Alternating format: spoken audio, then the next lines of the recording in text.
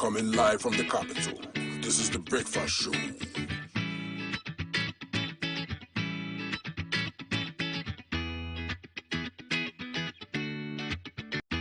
Coming live from the capital, this is the Breakfast Show.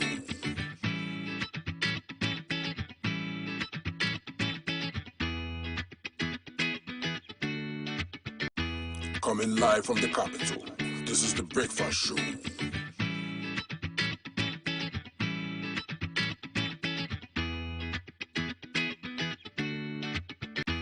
Coming live from the capital, this is the Breakfast Show.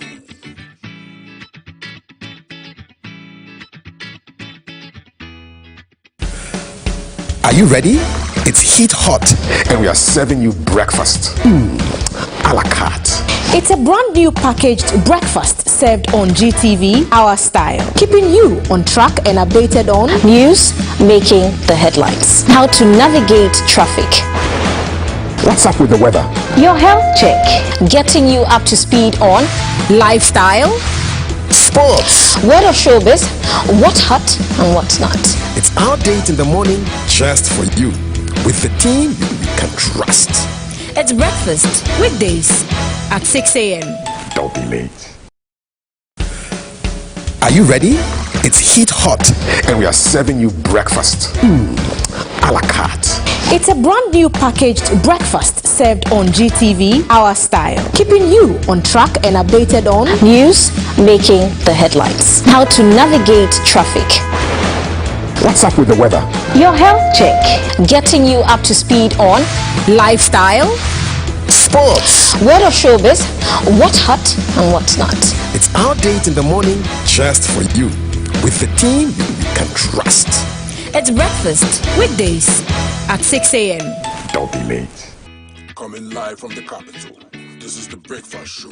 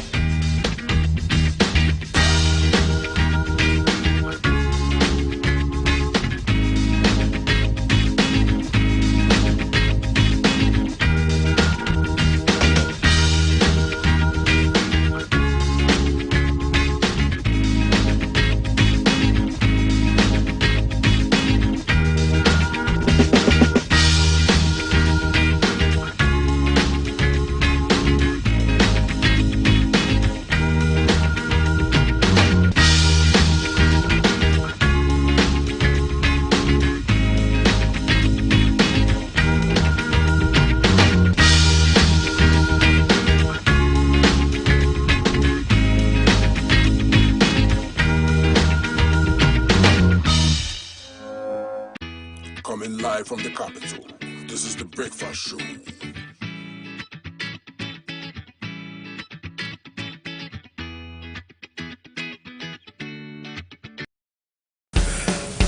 Are you ready? It's heat hot and we are serving you breakfast. A la carte.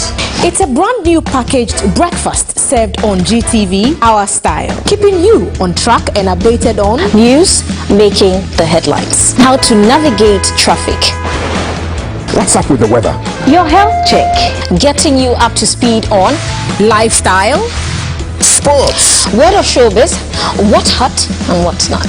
It's our date in the morning just for you, with the team you can trust. It's breakfast weekdays at 6 a.m. Don't be late. Are you ready? It's heat hot and we are serving you breakfast. A la carte. It's a brand new packaged breakfast served on GTV, our style, keeping you on track and updated on news making the headlines, how to navigate traffic, What's up with the weather? your health check, getting you up to speed on lifestyle, Sports. what of showbiz, what's hot and what's not. It's our date in the morning just for you. With the team you can trust. It's breakfast weekdays at 6 a.m. Don't be late.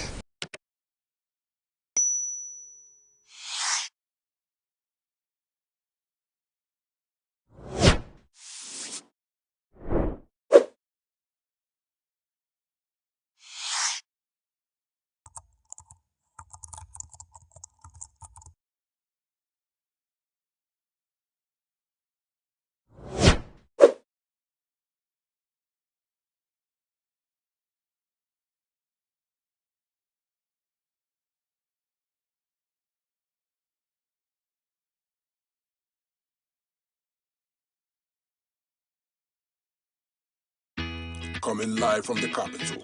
This is the Breakfast Show.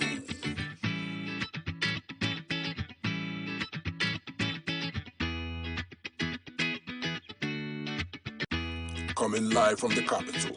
This is the Breakfast Show.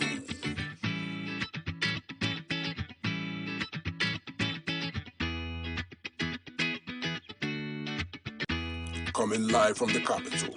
This is the Breakfast Show.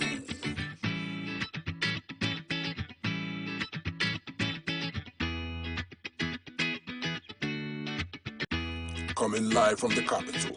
This is the Breakfast Show.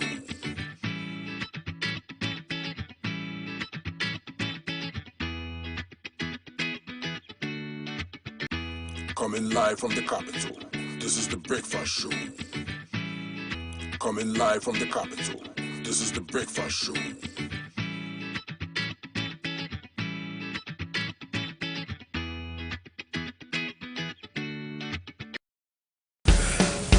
Are you ready?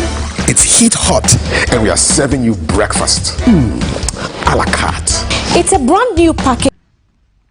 Okay. Bassa woman. Nice one. Thank you very much. You want it back again? Yep. Okay, let's go. Let's do it. Left foot in honor Of Messi. left foot, left foot. Come on. Charlie, you're not. You're good. You're good. I'm a bally. I'm a bally. Good morning. Today we have a soccer feel to our show. Yep. Because not only is Messi now a PSG chap. Shout out Paris. Hey, now you're going to start speaking French. She speaks some French for me. Forget the Spanish. S'il vous plaît. Ask Valerie what it means. Good morning, welcome to the show. It's a footy feel today. Yep. It's hashtag GTV breakfast. And not only do we have foreign football trends, but we have the double champions in the house, coaching staff, trophies. So we have to up our ball game. That's how come we're here today doing all this stuff. Coming up, we've got wisdom nugget on forgiveness. There's a conversation on minerals. Yes, we'll be having a sit down with the Minerals Commission. You know, the Minerals Commission every Wednesday has been on the breakfast show trying to educate you on what is the right thing to do in the Minerals and Minerals Commission in the mining industry. Today we'll be looking at the local content. So what does the law say about local participation in the minerals game? We'll find all those answers right here on the show. We'll keep an eye on what's happening at Asylum Down this morning. So Jay will be following that up for us as well. Okay. And like we said, we are having the double champions on the game today. Alrighty. Accra Hearts of Oak. Phobia. We'll be on GTV breakfast. You surely do not want to miss this. But that's not all. There's more in this spot. Okay, so this is the Bassa chick. I'm the Manu guy. And with the Valerie Manu Sanchez down. So I'm going to give a pass. Let's see how this works. Okay, out of the way, out of the way. Slowly. Okay. Sanchez, Slowly. Okay, so here goes the pass. There we go. Oh! We did it. Okay, so on this side, as you know, today we'll have the gentleman who came in last week. We're talking about relationships. This time we're going to talk about the mobile phone and how it affects our relationship, be it relationships in the workplace, intimate relationships, family.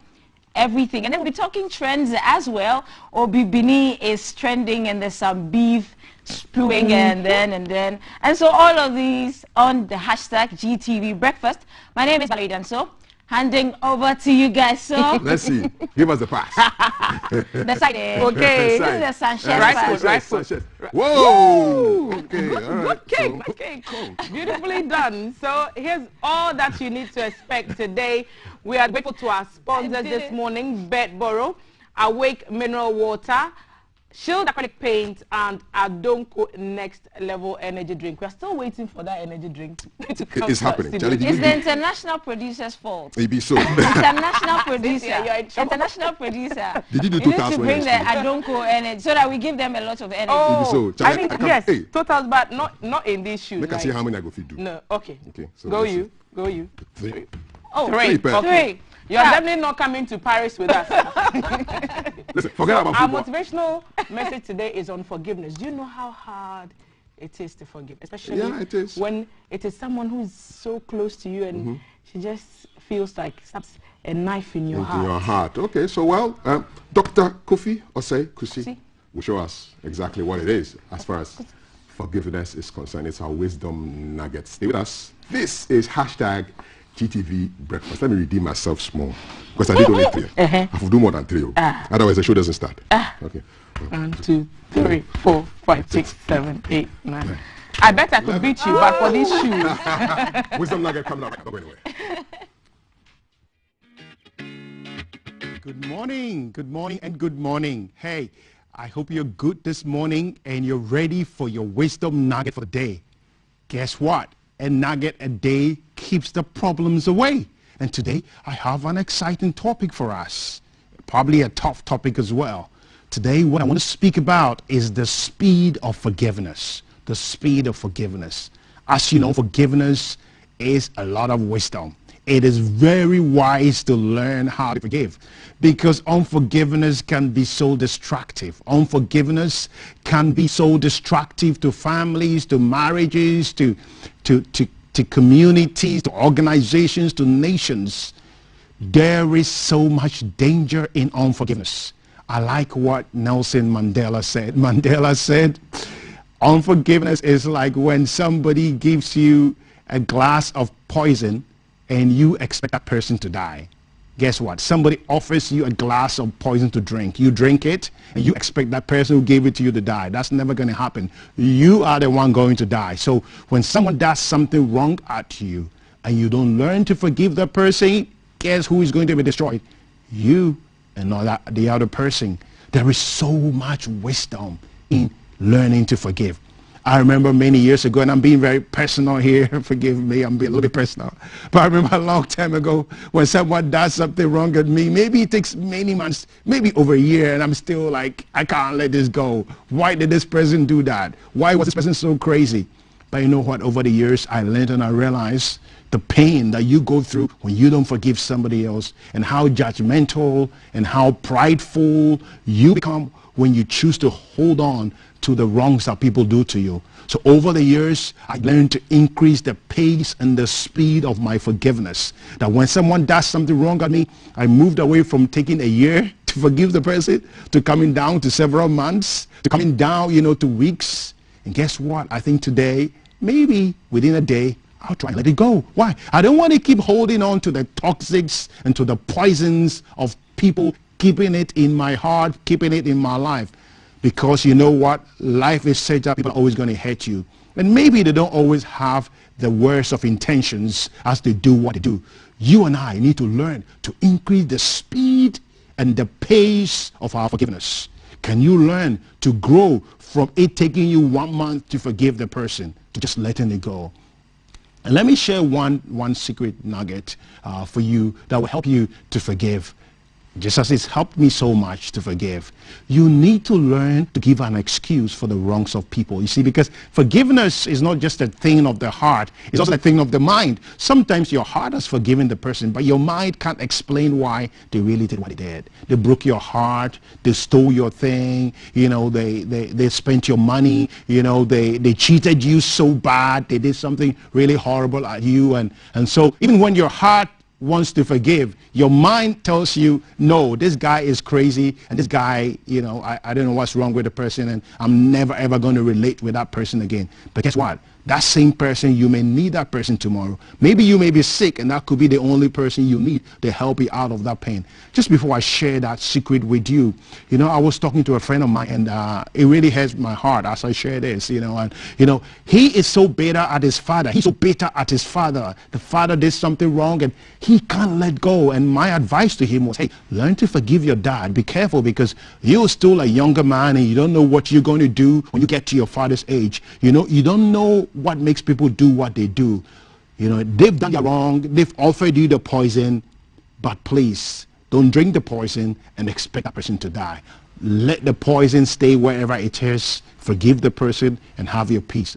All right, so the secret I want to share with you is learn to give people an excuse. So let's say someone, let me use again one final personal example. So years ago, you know, someone had offered, you know, our foundation, you know, some property, some piece of land that we could build something on. And I decided to go to this friend, this elderly friend. He wasn't a close friend, but someone introduced me to him. So I went to him to get some advice about, you know, how I should go about it several years ago. And you know what, when you're doing something, it's always good to get a little bit of advice. So I went to this man, I went to his office, I had an appointment, I got through, and I started sharing with him, you know what, we had gotten this property and I needed his advice. And you know what, the way the man responded, I'm telling you, it took me so many years to get over that. He shouted at me, all of you young people, you start life, you think you can just make it overnight. Where do you guys come from? What? You know, he just really blasted me in his office. And I went back with my tail between my knees. I was so broken after that. I mean, I could not forgive him because look, I didn't go to ask him for money. I just needed advice. Why did he talk to me like that? But you know what, later on, when I learned a bit more about the speed of forgiveness, I could forgive him because I learned to give an excuse for what he did. I decided myself that maybe he was shouting at me that morning because maybe he might have had a fight with his wife that morning. Maybe he lost something in the morning.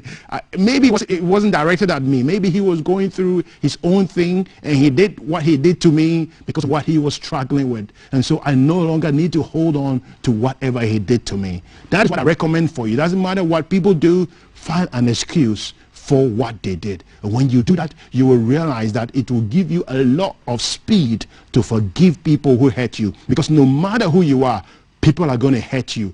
To err is human. You hurt people, people are going to hurt you, but learn to have the speed of forgiveness. Your life is going to be beautiful. Your life is going to be uncluttered. You're going to be a happy person. You're going to be a much more successful person. And you're even going to be healthy and live longer.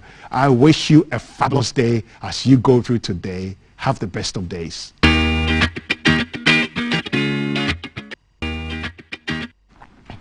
Definitely, I've learned so much from Dr. C's motivational message today, guys. I remember this quote about forgiveness and a related quote. It says that unforgiveness is like drinking poison and expecting the other person to die.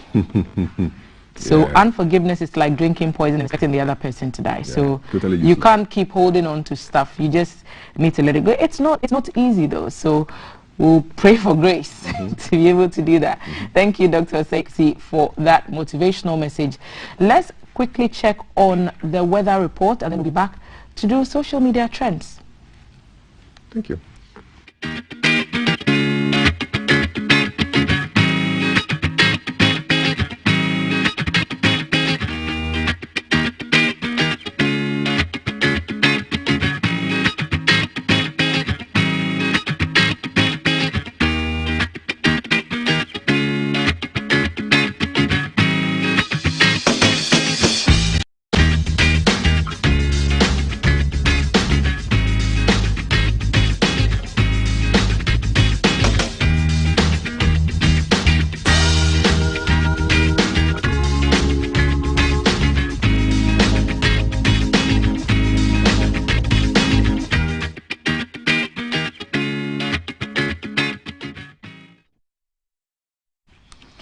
So that's what to expect by way of temperatures around your regions.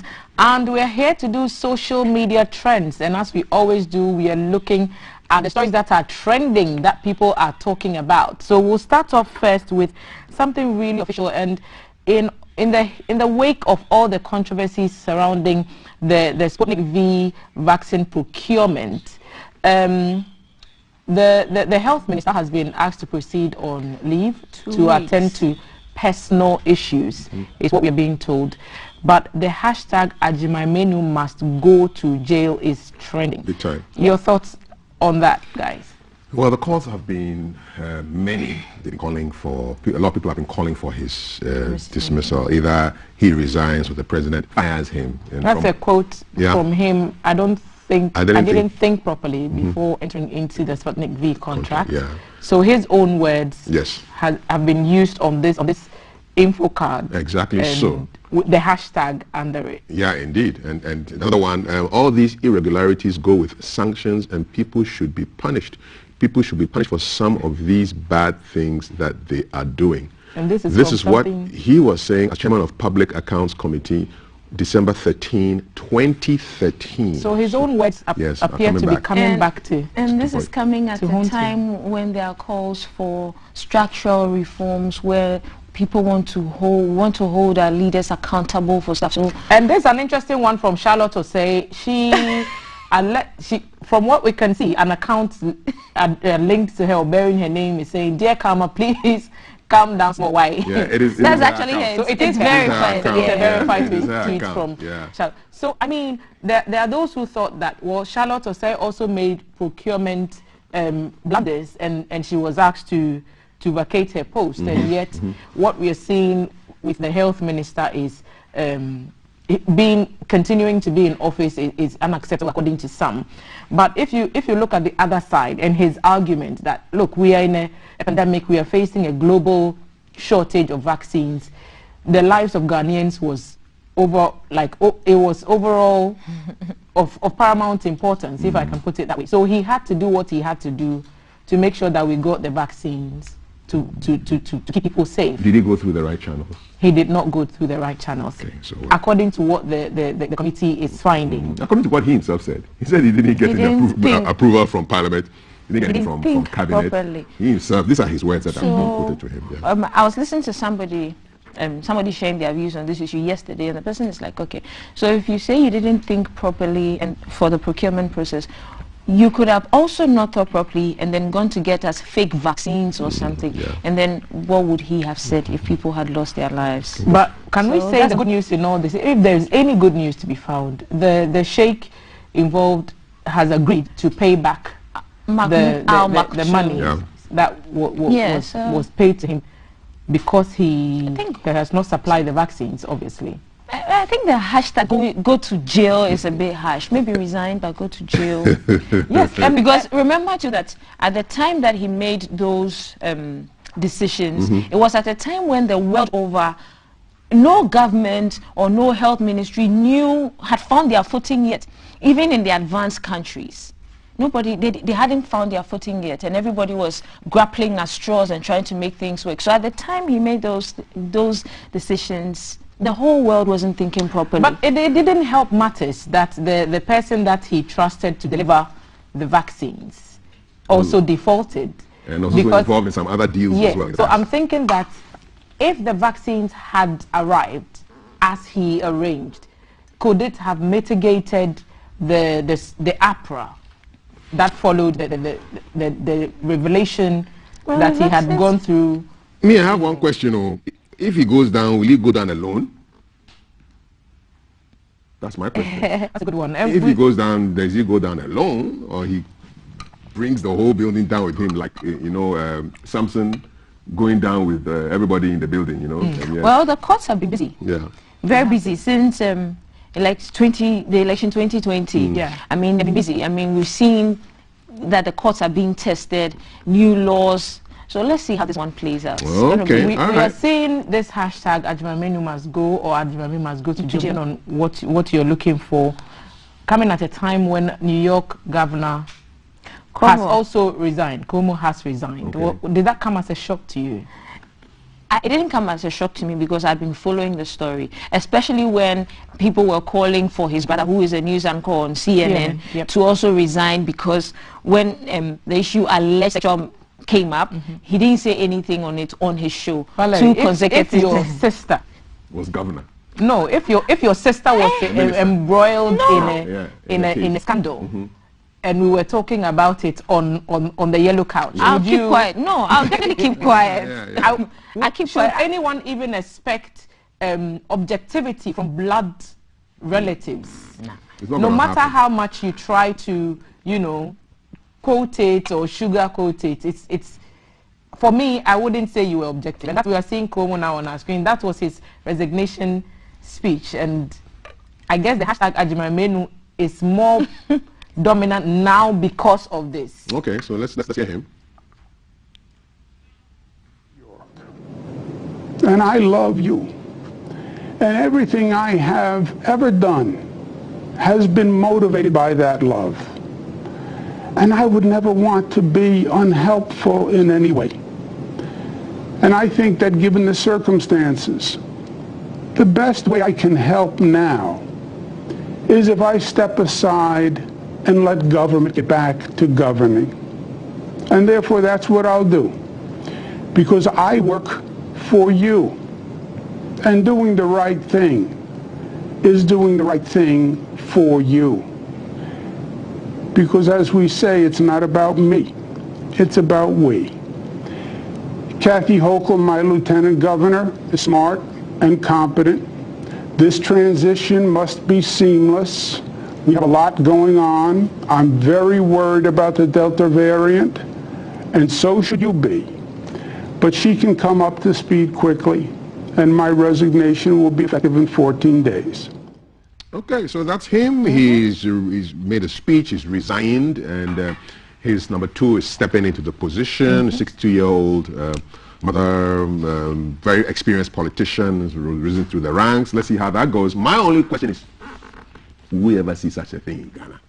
Somebody accused of sexual harassment or impropriety. And it hasn't even been proven in court because it's been contested. He said he denies the allegations categorically. In Ghana, we say go to court, go to court. Over here, what is sexual harassment in the first place? Sometimes in other countries, when somebody touches you, the lines even are in blurred. yes, it's true. But over here, it's in grace. In Cuomo's case, they say he allegedly touched the lady inappropriately. Okay. So an inappropriate touch constitutes sexual harassment. So in our office, assuming somebody comes and smacks you on the butt when you are changing. Don't do that. Would that be? It doesn't even have to be when that should be sexual harassment. If someone comes to put their arms around my shoulders and I feel uncomfortable about it, that's inappropriate. Big debate going on right now. What if the person is probably giving you some warmth, or I'm just emotional? I have a jacket for that. All right, I have a jacket. That's a hashtag that can trend, hashtag GTV breakfast. So it's all about accountability and holding leaders accountable. I am tempted to think that the Ajimamenu must go or Ajimamenu must go to jail hashtag has become even more popular on Twitter because of Cuomo's resignation and the fact that he claims in his speech that because he wants to serve people, and obviously an investigation is going to be launched, he does not want to be in position as governor to oversee his own investigation. That's like a conflict of interest right there. So it's all about me, it's about we. Yep. Okay. Accountability debate going on and much more happening on the sports front. Today I'm not going to talk about Messi, but no, today you have to speak. They just want to push me. 2 days ago you were speaking Spanish. Today you have to speak French because and don't give us répondez s'il vous plaît. Messi knows Messi, je t'aime. Bienvenue à Paris. Hey. Please don't get me started on my friend. So Messi has just made the big move to Paris Saint-Germain, and he will be joining the likes of Neymar and Mbappe. That trio right there. That trio right there is like an award-winning trio. Just the photo should win them Messi's like a demigod. And I understand the fuss about Messi. Yesterday on social media, it was crazy. He's moved to Paris. And they gave him the number 30 shirt. I mean, Steph Curry has even tweeted about it, that Messi is wearing number 30. Who is Steph Curry? Basketball. No, for some people may not know. Okay. Look him up. You are calling his name as if he went to Temasco, you know. But, that's a good one. But let me predict. So the Barca's Barca, my team for life, Barca's relationship with Paris Saint-Germain will be very interesting to see from here on out, especially because, you know, we lost Neymar to PSG and now Messi has joined PSG. So any matches coming up between PSG and Barca will be like a mini El Clasico. Two predictions. Barca will meet PSG in the UEFA Champions League. And obviously. And they will now, the trio will be called M&M. I'm telling you. Messi, Neymar, Mbappe. M&M. You heard it. It's not even a prediction. The thing has already happened. You are predicting the way they had MSN and they had all this to be M&M. Oh, right. Look, I'm looking forward to a time when Barca meets PSG, like you said, in the UEFA Champions League, and then someone will go and pull Barca from the PSG squad to come and take a photo with the Barca squad, just like Carlos Puyol did to Ronaldinho when he moved to Inter Milan. Oh my God! You should join. We are cool like that. Last trend. And Messi will score and not We celebrate. are cool like that. Messi will score and not celebrate. Another prediction: Messi will score against his old team and he will not celebrate. I doubt he will it. not celebrate. Because Barca it's a blood thing. It's more than a club. Oh my goodness! Let's go to Obibi now. Amrado is trending because and Obibini. He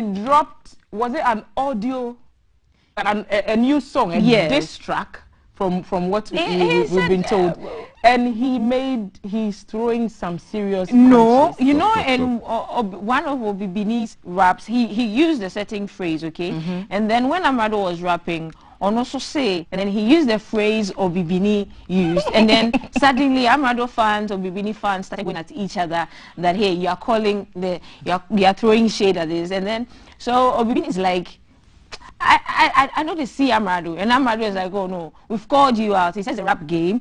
Once you are sitting here somewhere and somebody throws beef at you, you have to pick it, catch the beef. So right now we are all waiting for Obibini to respond. What does did you see? Obibini mean in Trinidad? Obibini, black man. Black man. Yes. And Amrado. Yes.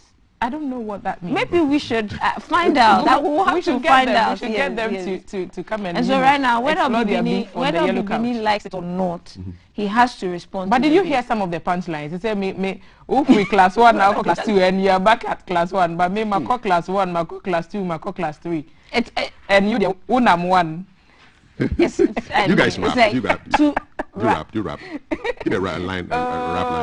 Give me a rap line. Nah. I think I'll just go for Ochiami Kwame's. Give me.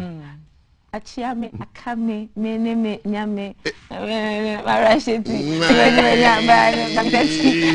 My mind has gone blank. Shatter rap or something. Oh no, I don't know. Hey, do I know any shatter rap? Just do the chorus. Oh, ayo. Then do, and then do. I will try. They run them a thing. When I talk about me, that's okay, so while they're rapping, just letting you know that this show is brought to you with the support from Betboro, Awake Purified Drinking Water. We've also got the Shield Acrylic Paint and Adonko Next Level Energy drink. Couple of conversations coming up. We have the double champions, Hearts of Oak coaching staff trophies glittering here in the studio. GTV Breakfast. There's a conversation on mobile phones. Yeah. Did they hurt or harm your relationships? That's Val in the last hour of the show. And then there's a conversation also on goods and services, local content, minerals commission. T sits down with the boss to talk about all things local content as far as minerals are concerned. We've got headlines coming up on the show with Messrs. Ahiafo and Kokofu going through the headlines. There's a lot here. Hashtag GTV Breakfast across social media. We'll be back with the conversation on local content. Don't go anywhere. This is it. This is where you're supposed to be. You can stay. Live from BBC Studio 1. This is the Breakfast Show.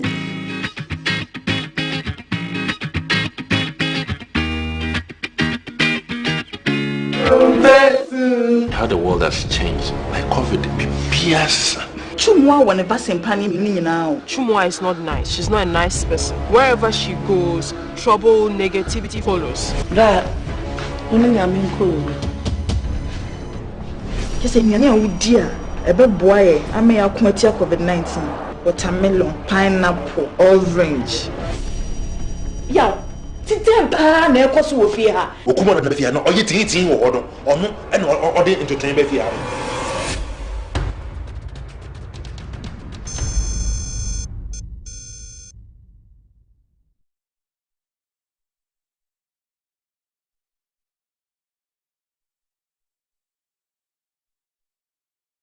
Have you joined the Karimbu journey yet on GTV? What are you waiting for? Karimbu is a quiz tournament, but I call it a journey. On Karimbu, we go on an exciting, stimulating trip where we hear the story about us, Ghanaians and Africans. We learn about where we came from and about the niche we occupy in this universe.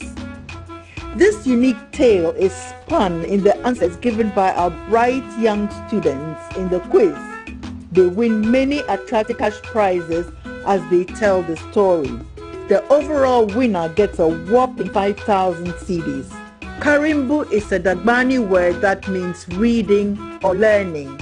The quiz show Karimbu is about Ghana and Africa. Join us on this incredible, invigorating, motivating, and inspiring ride. Karimbu is shown every Saturday afternoon at 3 p.m. on GTV.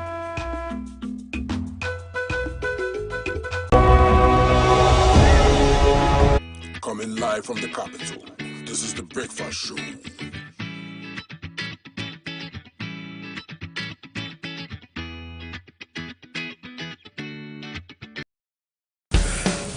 Are you ready? It's heat hot and we are serving you breakfast. A la carte. It's a brand new packaged breakfast served on GTV, our style, keeping you on track and updated on news, making the headlines, how to navigate traffic, what's up with the weather, your health check, getting you up to speed on lifestyle, sports, word of showbiz, what's hot and what's not. It's our date in the morning just for you, with the team you can trust. It's breakfast weekdays at 6 a.m. Don't be late. Are you ready? It's heat hot and we are serving you breakfast. A la carte. It's a brand new packaged breakfast served on GTV, our style, keeping you on track and updated on news, making the headlines, how to navigate traffic, what's up with the weather, your health check, getting you up to speed on lifestyle, sports, word of showbiz, what's hot and what's not. It's our date in the morning just for you, with the team you can trust. It's breakfast weekdays at 6 a.m. Don't be late.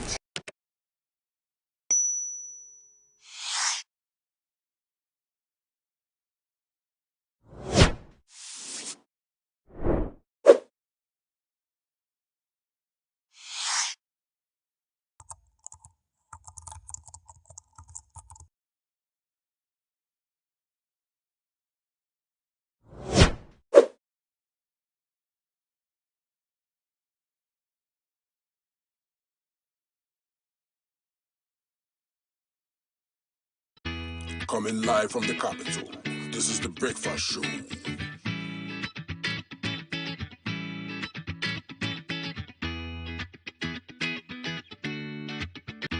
Coming live from the capital, this is the Breakfast Show.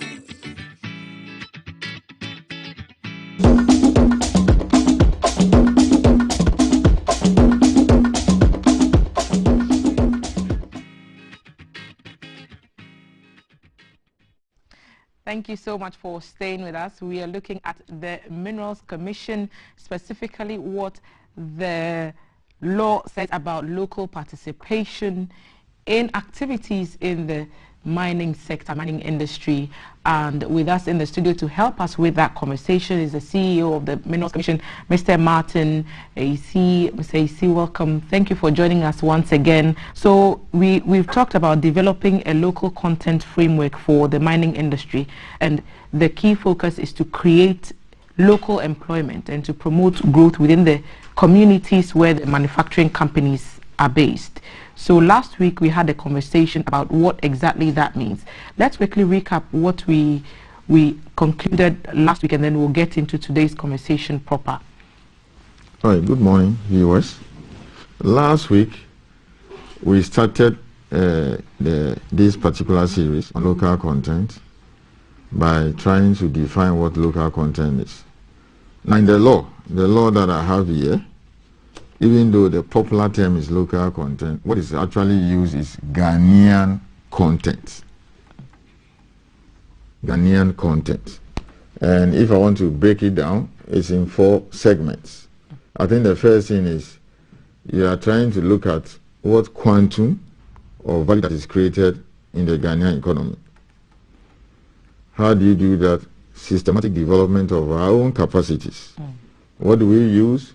Human resources, material resources, and anything that is available. Now, at the end of the day, it should be across the entire chain. So much goes into mining.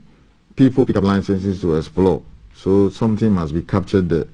And then those who go into actual mining, when they make a commercial find.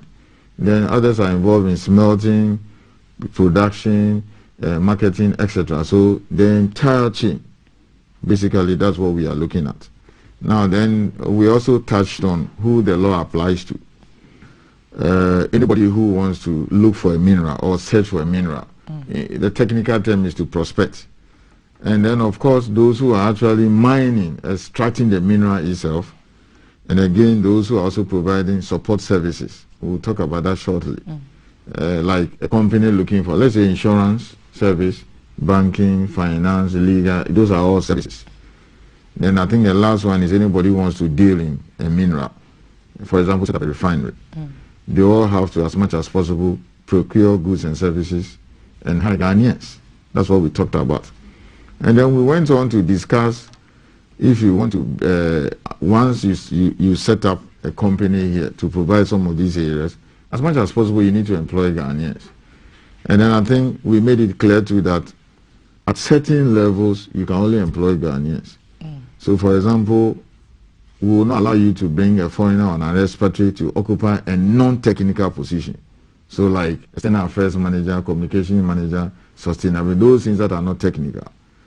And then in the technical areas, general manager, up to general manager, you can by and large. But do you find that there's a challenge in recruitment for these positions? Do we have the local capacity? No. Let me make this clearly. Ghana is a major recruitment hub for mining skills in Africa. Almost all the multinationals that work in Africa, when they are looking for people to employ, they come to Ghana. And most of I said it last week, most of the MDs are now Ghanaians. And in fact, increasingly, practically you find most of the mines now being run by Ghanaians. I think last week I gave a classic case of Idua Prim. I'm going to go to Ashanti at Idua Prim. Now, a little over I think 641 workers, from the MD to the last or lowest rank staff there. It's fully Ghanaian run mine. I mean, just a few years ago, this will not happen. So it all feeds into the local context. Yes. We started this law 2012, and then the new one, which I'm holding here, came barely 7 months. And then it has changed a whole lot of things following the lessons we've learned the last 8 or 7 years under the old law. So under the old law, what were the loopholes that this new one is seeking to plug? Well, I would say that, for instance, over the years, we realize that there are certain services, which we'll talk about shortly, and certain skills or areas, which over the period now, we have enough Ghanaian capacity. So this new one is saying, yes, you cannot now bring in foreigners. I've read that it includes even catering. Yes, catering and all those things. So explain to us what that means in effect. For instance, as we speak, if you're a mining company, if you are given a mining lease to extract a mineral or to look for a mineral, or you even provide services, as much as possible, you are supposed to, procure goods and services Ghanaian content. I've already defined Ghanaian content. So how does the law work? Within 1 year of commencement of production, you submit what we call a procurement plan. Now the plan essentially should be looking at three things. One, the targets for local procurement of goods and services, prospects, and even how you support supplies. Now, in preparing the plan, as far as the targets are concerned, we have what we call a procurement list. Currently, there are 29 items on the list. The first came in 2014, about 8. And then we increased it to 11 in 2015. And then 2018, we added 10. So we now have 29 items. So, for example, Temataki Mining Company, you submit a plan. The 29 items, you have to tell us that for these items, I intend to procure them from Ghana. You give us a percentage, etc. Now, unfortunately, there are certain items you have no choice because we believe the capacity is there. In fact, there are about 5 or so items in the law. You have no option than to give it to a Ghanaian entity. Tell us what those are. By that I mean a company set up by Ghanaians whose directors and shareholders are Ghanaians, 100%. So, for instance, supply of fuel to the mining company. The mining companies use a lot of fuel. If you look at the 2019 report, for instance, they spent $282 million on fuel. That's a lot of money, almost $300 million. Now we are saying since 2019, this should be done by Ghanaians. So it means the money stays here. So as we expand and more companies come on stream, the figures go up. So fuel is one. Now, if you are providing catering services to the mining company, it should be done by a Ghanaian. Again, 2019 report. We are now working on 2020. 2019 report, for instance, $25 million was spent on catering. So the food and all those things supplied to the mining companies, it should be done by a Ghanaian. That's the other one I talked about. Then haulage. Haulage is where you are transporting ore. For people to understand, when you dig out the stuff, either from the mine or to the mine, or you are transporting goods and services to the mine, it should be done again by Ghanaians. Again, 2019, we are looking at around $82 million. So I've mentioned fuel supply, catering and haulage. Catering, fuel, and security. Security to the mine. Now, until recently, or when we introduced this, we put this on the procurement list, we have foreigners providing security to the mine. We've kicked them out. So all the mining companies, the security that they have at the mine sites are being provided by companies whose directors and shareholders are exclusively Ghanaian. 2016, the figure is around $16 million. So if you put together haulage, catering, fuel, security, which is reserved for Ghanaians, 2016 report, you are talking about close to $400 million. Now, if we didn't do this, it means that foreigners will have to come and set up, or they have to come and provide these services, and take their money away. So, basically, that is it. Every year, we are supposed to review the list, and then we add to the list. In fact, the more we add to the list, okay, the more we increase the Ghanaian content. And the better if we even reserve some items or some services for Ghanaians. I'll even talk about other areas too. Now, we also, it's not every area that has been reserved for Ghanaians, but what we are also encouraging is that come and set up here. Right. Yes. So you acknowledge that sometimes the Ghanaian will not have full capacity to provide some of the services, but if they partner with companies that are Ghanaians, they can do that. There are two ways in which we do that. We don't mind if a foreigner comes to set up a company here, because when you come here, you pay taxes, you employ people. And then there are some areas who will insist that because the Ghanaian has not got the capacity, you should enter into a JV with a Ghanaian and get it done. For instance, one item we have put on the list is engineering services. The law is so clear. Anybody who wants to provide, who wants engineering services, you must give it to a Ghanaian company. Okay? That is a company whose directors and shareholders are Ghanaians.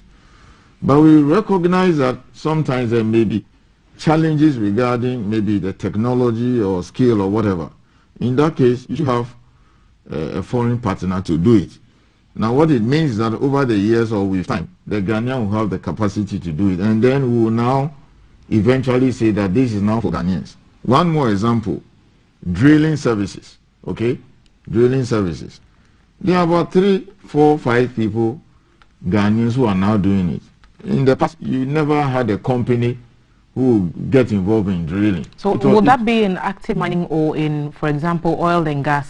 No, we have nothing to do with oil and gas. Okay. Oil and gas has to do with petroleum. Petroleum. That's Petroleum Commission, GNPC and Co. Here I'm talking about mining. Just the gold, bauxite, and all the things that come from when you are exploring, or you are looking for a mineral, there are certain activities that you have to undertake. You know, it's done by a geologist. One of the things you have to do is, for example, drill.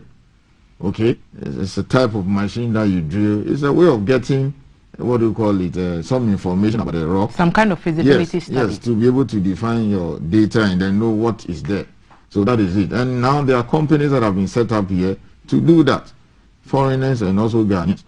So this list that you put together, that the law has put together with fuel, catering, haulage, security, and the rest, how did you arrive at those conclusions from years of working in the industry and from studying the terrain to see what the Ghanaian is capable of doing? Now, this is what we do.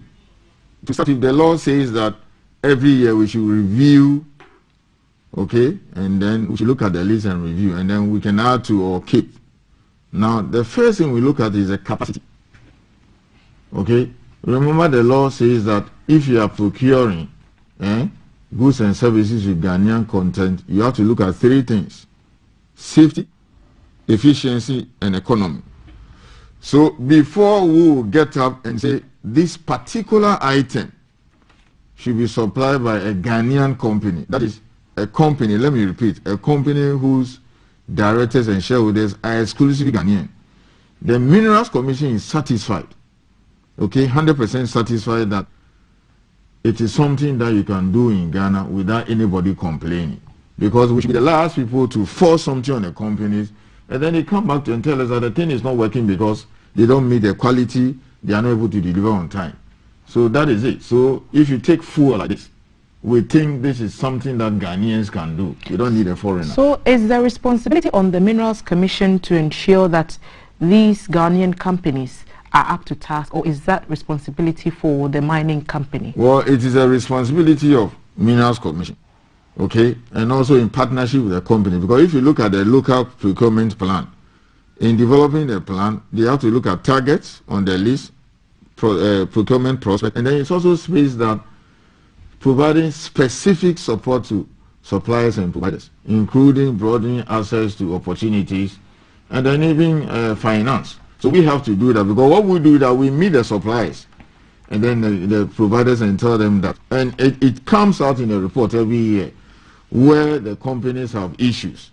Let's say this particular item, they have issues with maybe delivery, or they have issues with, what do you call it, the quality, etc. So we meet the Ghanaians and then we tell them that this is what the companies are complaining about. So let's see what we can do. So we have what we call the National Supplier Development Program. That particular program is to ensure that some of these complaints are dealt with, and then we support them. Sometimes there are areas that are beyond us, that is, it has to do with other sectors. So we engage other government institutions to work on them. Maybe tax issues, clearance, and other stuff, customs, etc. We do with them and then we manage it. But by and large, before we decide that these items should be added to the list or should be reserved for Ghanaians, we have done our research very well, and we know that the capacity is there, or else the companies will complain. Right. And also fairness. I'm glad you mentioned capacity. How does the Minerals Commission ensure that every company that has the capacity gets an equal opportunity to provide the services that are needed by the mining companies? For instance, let's take, last week I was talking about employment, okay?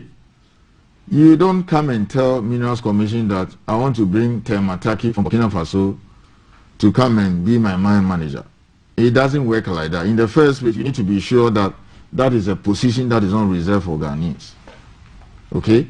So then you are allowed to bring an expatriate. But even that one, we will need his CV, we will need his background, profile, everything to be sure he has what it takes. That's not the only thing. You also need to give us a training program. okay, that maybe Mr. Isi is going to take over in 2 years or 3 years or a year, and then we work with you to ensure that you give the training to the person, and by so then the person leaves. The best example I always give, the MD of Ashanti, Anglo-Gold Ashanti, he was given 1 year, and then the arrangement is that a Ghanaian will take over. And lo and behold, just last month, the Ghanaian has become now MD now. So that's the kind of thing we do. The same thing in goods and services. Now, if you tell us in your plan that maybe I'm going to get this 80% from Ghana, and then the other 20% are import, we normally also ask that a Ghanaian should do the import. And at the end of the year, you are not able to meet the 80% in your approved plan, that means we have to fine you. There are fines. Yes, there are fines for, yes, because it was agreed with you. You know, your target was that 60% or 70% of this particular item will be procured locally. And then at the end of the year, when you submit your plan, your report, not later than 30 days at the end of the year, we realize that you fell short of what is in your plan. It comes with a fine.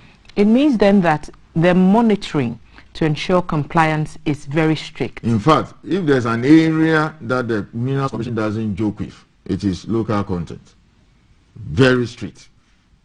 We are very, very, very strict with that. But we are also flexible where we need to be flexible, because if the company comes and tell you that, look, my target was to procure this particular item, 60%. Half year through, I'm having challenges with a particular company, or the quality is not what I wanted. Give me the permission to import. We'll look at all that, we'll investigate, and we will allow that. And then sometimes we call the suppliers, we have a meeting with them and say, look, they are complaining. What is your problem? Tell us. And then our duty is to support them, guide them to be able to, what do you call it, match the quality the companies require. This is what we do. We are very strict. So mining is a very capital intensive venture. Is there a way Minerals Commission supports local companies to improve or to raise their standards to meet the requirements that you would want them to meet, so that they can be active players in the industry? Well, we cannot give you money. It is small scale that we can directly support them by even giving them equipment and other things. But what we normally do is that we sit with the suppliers, providers, etc., and then we ask them, what is your problem? Maybe they will say access to capital. Then it's our duty to maybe talk to the banks, have a meeting with them, and that's what I'm saying the National Supply Development Program is supposed to do. We can have a meeting with a financial institution and say, look, is there a way we can arrange so that these companies get credit? We do all that. It's just like the way GBC can arrange with some financial institution, they give you some credit, then they give you a car, and then the money is deducted, that kind of thing. So we do that often. Right. Yes. And what would be, for example, the Minerals Commission's contribution to the fight against galamsey? We are talking about local content, but we are talking about people participating legally in the prospects for minerals in our country. With the war now on illegal mining, what's the Minerals Commission doing with its partners from the mining industry to make sure that this is brought to an end? Even there's local content in small-scale mining. In fact, if you look at the law, it says that contract mining, reclamation, revegetation, and all those things, and support services, small-scale, is supposed to be done by Ghanaians. So, for example, there is a company, Ghanaian company, owned by Ghanaians, registered to bring this equipment that doesn't use mercury. That's a support service, for instance. It's not something that will allow a foreigner to enter. And it's now being brought in. We're going to give it to the small scale miners, then they will pay. You see, that's the difference. We cannot do that for the large scale, but the small scale, we can do that. So these things are being brought in. I will give it to the small scale miners, and then they will use it, and then we have some kind of arrangement for them to pay over the period. But the large scale, what we can do is to facilitate, at best, change some laws or introduce certain policies to actually protect them. That is basically what we can do. You've mentioned these key areas. I keep going back to fuel, catering, haulage, security. Are there other areas that are reserved for local participation that you think has not been fully capitalized on by the Ghanaians, just as a way of offering it up as an opportunity for people to consider joining I will not say fully capitalized. This is, you don't have to rush it. Before you come out with any item and put it on the list or reserve that particular item for Ghanaians, you need to be sure the capacity is there. Let's look at the data again. We started with about, what do you call it, 8 items, 2014. Okay? The following year, 2015, we added 11. Okay? Making, what do you call it, 19. Then in 2018, we added 10 more. In fact, this year, we shall be adding to the list. Now, the more we add to the list, and the more we reserve certain areas for Ghanaians, the better. I'll give you the data. 2018. If you look at the data, you are talking about $426 million, maybe barely $500 million spent on goods and services. There's a term we use when we are writing the report. We call it true local procurement. That is, goods and services that were procured by entities that were set up here. It does not matter whether they are foreigners or Ghanaians. Because we always say that the most important thing is for them to establish here. So you're talking about 46 million total, expenditure or the kind of money spent on local procurement in 2018, and about 252 through local procurement. Now, the following year, where we added 10 items to the list, we moved from $426 million to $1.4 billion. Okay, just by adding 10 items and reserving some areas for Ghanaians. That is 4.5 times. 4.5 times the amount that came in 2019 vis-a-vis 2018. In the next few or so months, we'll revise the list again. So the current 29 will go up.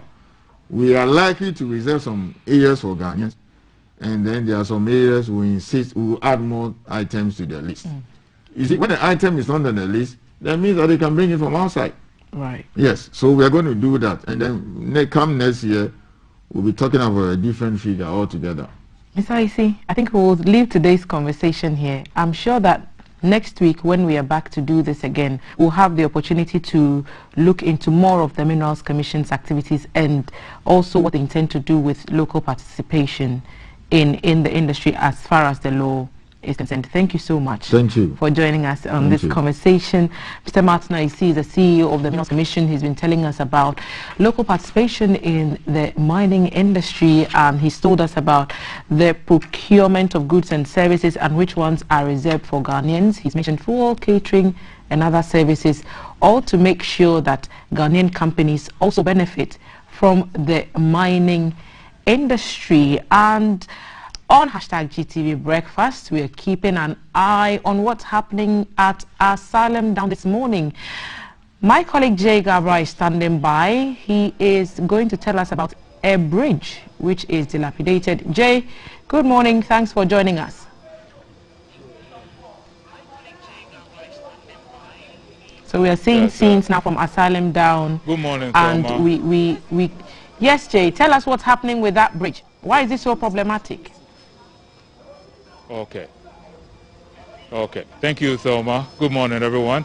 So this morning, I'm coming to you from the Kuku Seko link right here at the Asylum Down. And I'm here to show you a state of a bridge whose state of deterioration needs some repair as soon as possible. What you scenes that you're watching right now are of the gutter, which has been here for a while, and of a bridge which is in a state of disrepair. So right now, I'm going to show you how much of a state of disrepair it is in. So if you can see the bridge right now, all the, will I say the concrete or the cement is gone. We can just see the iron rods, especially from this side, which is terrible.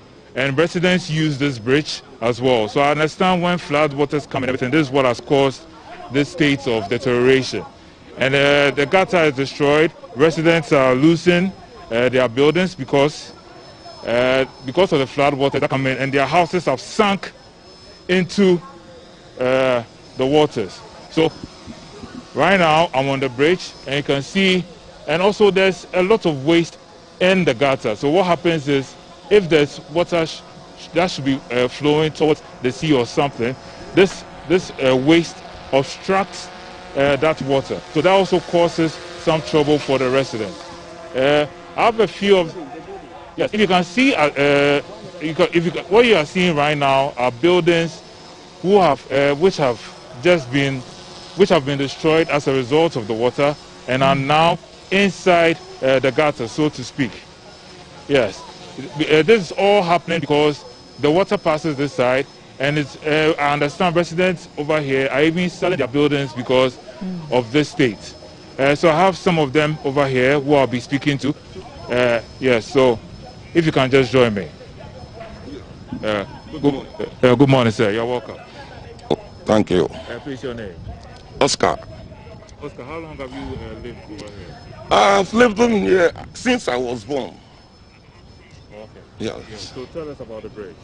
Oh, well, since I was born on 1968, since I was born, I know this bridge, I know this bridge, it's a wooden structure. Before, it's a wooden structure. When people have been crossed, it's two bridges. One here, one other side. One here, one other side. Since we have been passing through. But when it rains, the pressure here is not easy. You see, it's a serious pressure here.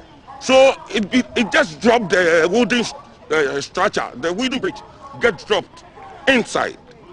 So the neighbors forced to just try to put another wooden on it, but the wooden drops in.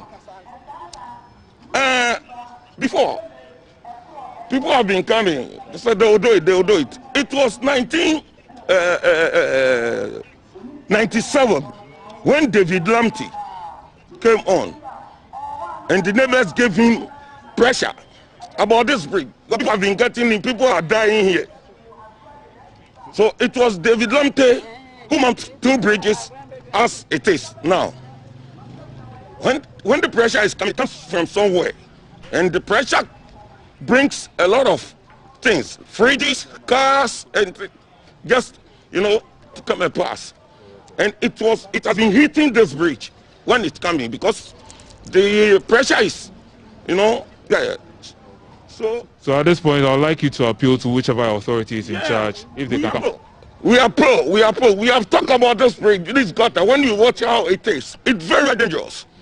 It's dangerous. And so many years now, people have been coming, and when they come, they will come and take the pictures you are taking now. And then when they go, so we can't hear anything again. And when it rains, it gets flood here. You can't even pass here, even when your car can never be there. Yes. So we appeal to the government to come. This should be the last thing for us. In fact, you should try to mount the bridge nicely for us, because this bridge we are standing on, it's shaking. It's now shaking, and you can feel it. It's shaking.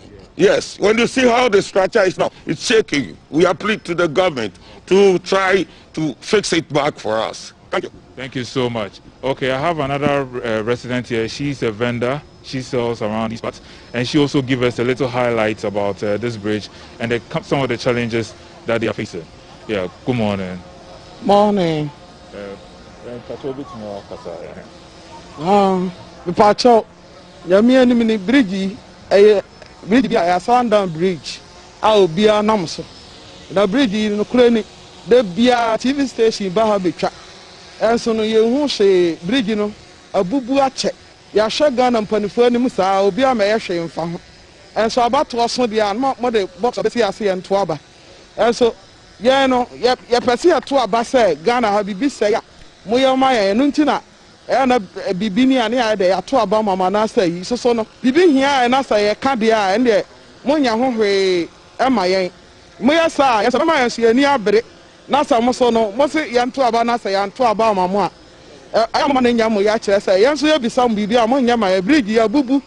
A nippon nam so cra, not ultimate say bridge in a shaky motor phone nam so, Obia nam so, MPP nam hand this in nam obia and paniphoning, Biafra bridge, someone who say, bridge, a bubu, and some may shame for bridge.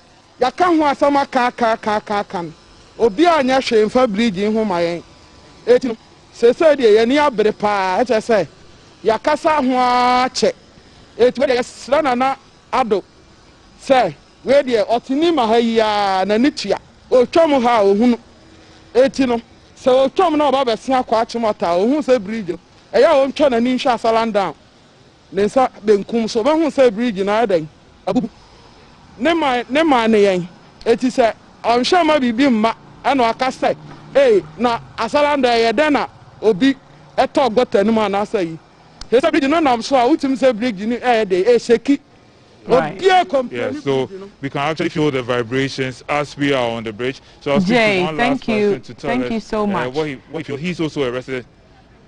Thank you so much. Okay. I'm sure the residents have a lot to say. So this is I'm sure the residents have a lot to say, but I think we get the picture they're trying to paint, and just assure them that once it has carried on the breakfast show on GTV, everybody watches GTV. We will ensure that it gets to the appropriate quarters, and hopefully they will find some answers to that challenge. And so on breakfast today, we are highlighting a social issue which is fast becoming a threat, the Asylum Down Bridge. Our correspondent has just shown us scenes from that bridge. They're saying that it is dilapidated. It's a concrete bridge that is dilapidated, and it's fast becoming a death trap. So we've just seen live scenes from Asylum Down, aerial footage from that side of town, appealing to the appropriate authorities to take immediate steps to avert what could be a disaster, especially when it rains. So keeping an eye on Asylum Down Bridge. And that's it for this segment. There is still a lot more happening on this show this morning. We are very sporty. We are double champions, won the FA Cup, won the Premier League as well. They are coming to the studio, players, assistant coach, trophies and all the glitter, all the glam happening right here. Valerie will sit down to talk about the conversation on what harm mobile phones do to relationships. So if you're at work, if you're married, if you're parenting, what effect a mobile phone could have on those relationships. Right after this, CAF will say all the topics that made the headlines in the papers. It's hashtag GTV Breakfast. Follow us on all our social media handles. This is streaming live on Facebook. So if you need to dash out of the house, catch the stream as you go. And there's so much more to look forward to. Don't go away. We'll be back. Coming live from the capital. This is the Breakfast Show.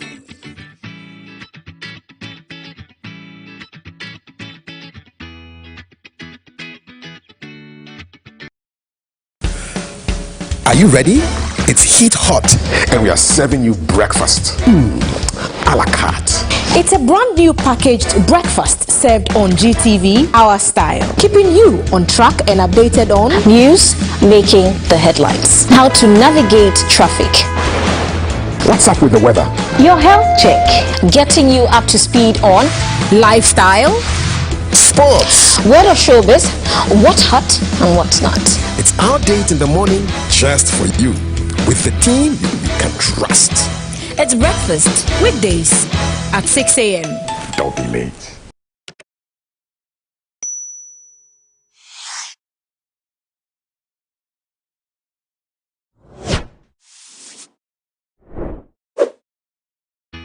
Coming live from the capital. This is the Breakfast Show. I'm really enjoying this. Hello. Who's here? Wow. Kujo, your TV is very clear. Not like the one we have at home, where displays are of low quality and channels keep going off. This is the same TV we use. The same TV we use at home. Oh, Kojo, you don't have to worry, okay? Our TV was equally terrible until we discovered RCS. Honey, tell them. RCS. reliable Connect satellite. We didn't even have to buy a new decoder. We got our installer, give him the parameters, and connected. You can now enjoy over 100 exciting channels in SD and HD quality across Africa and Europe. For TV station owners, RCS offers you the best package for your channels with wider viewership at a cheaper cost. Plus, your channels can be viewed in over 42 countries in Africa, Asia, and other parts of Europe. Projecting your pictures with dedicated 2.0 bandwidth for SD channels and 4.0 bandwidth for HD channels. Baby, I'm not going back to that TV. You better call them now. RCS, the future of satellite TV in Africa.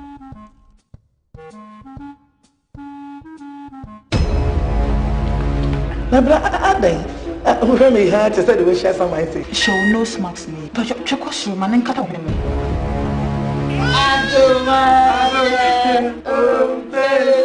How the world has changed. Like COVID, yes. Chumwa when a bus in Panium now. Chumwa is not nice. She's not a nice person. Wherever she goes, trouble, negativity follows. That women are mean cool. Just a new dear. A big boy, I may have come to COVID-19. Watermelon, pineapple, orange. Yeah. Na ekoso wo fie ha okuma no de na be na oye tin wo hodo ono ene ode entertain be fie ha.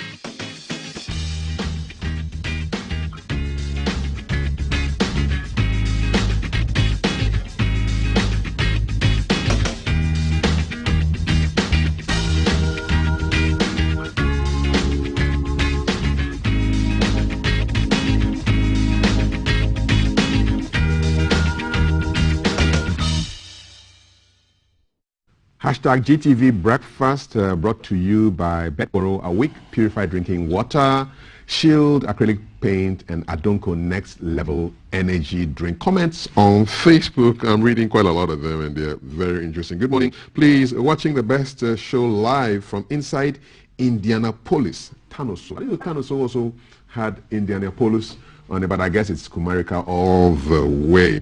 And another comment here. We need God's presence for this morning. This is coming from Kojo Asempa Furniture Works inside Edum, Kumasi. I spent some great parts of my life inside that part of the country, and it was really enjoyable. Good to have you all here. Still to come, a conversation with the Hearts of Oak double winning coaching staff, glittering trophies here, and then mobile phones. Are they harming or hurting your relationships?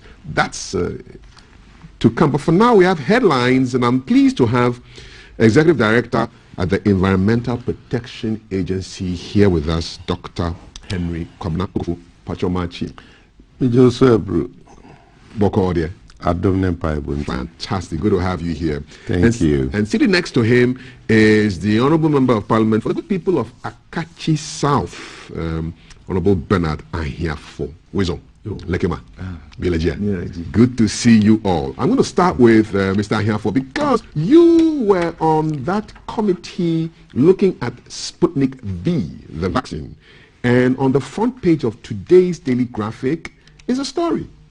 Sputnik V vaccine middleman to refund $2.4 million, which works out to something a little bit over 16 million CDs. So the middleman at the center of this whole deal, the man with one of the longest names I've ever read in the news, Sheikh Ahmed Dalmouk Al Maktoum, businessman, member of the ruling royal family of Dubai in the UAE, has decided to give us our money back.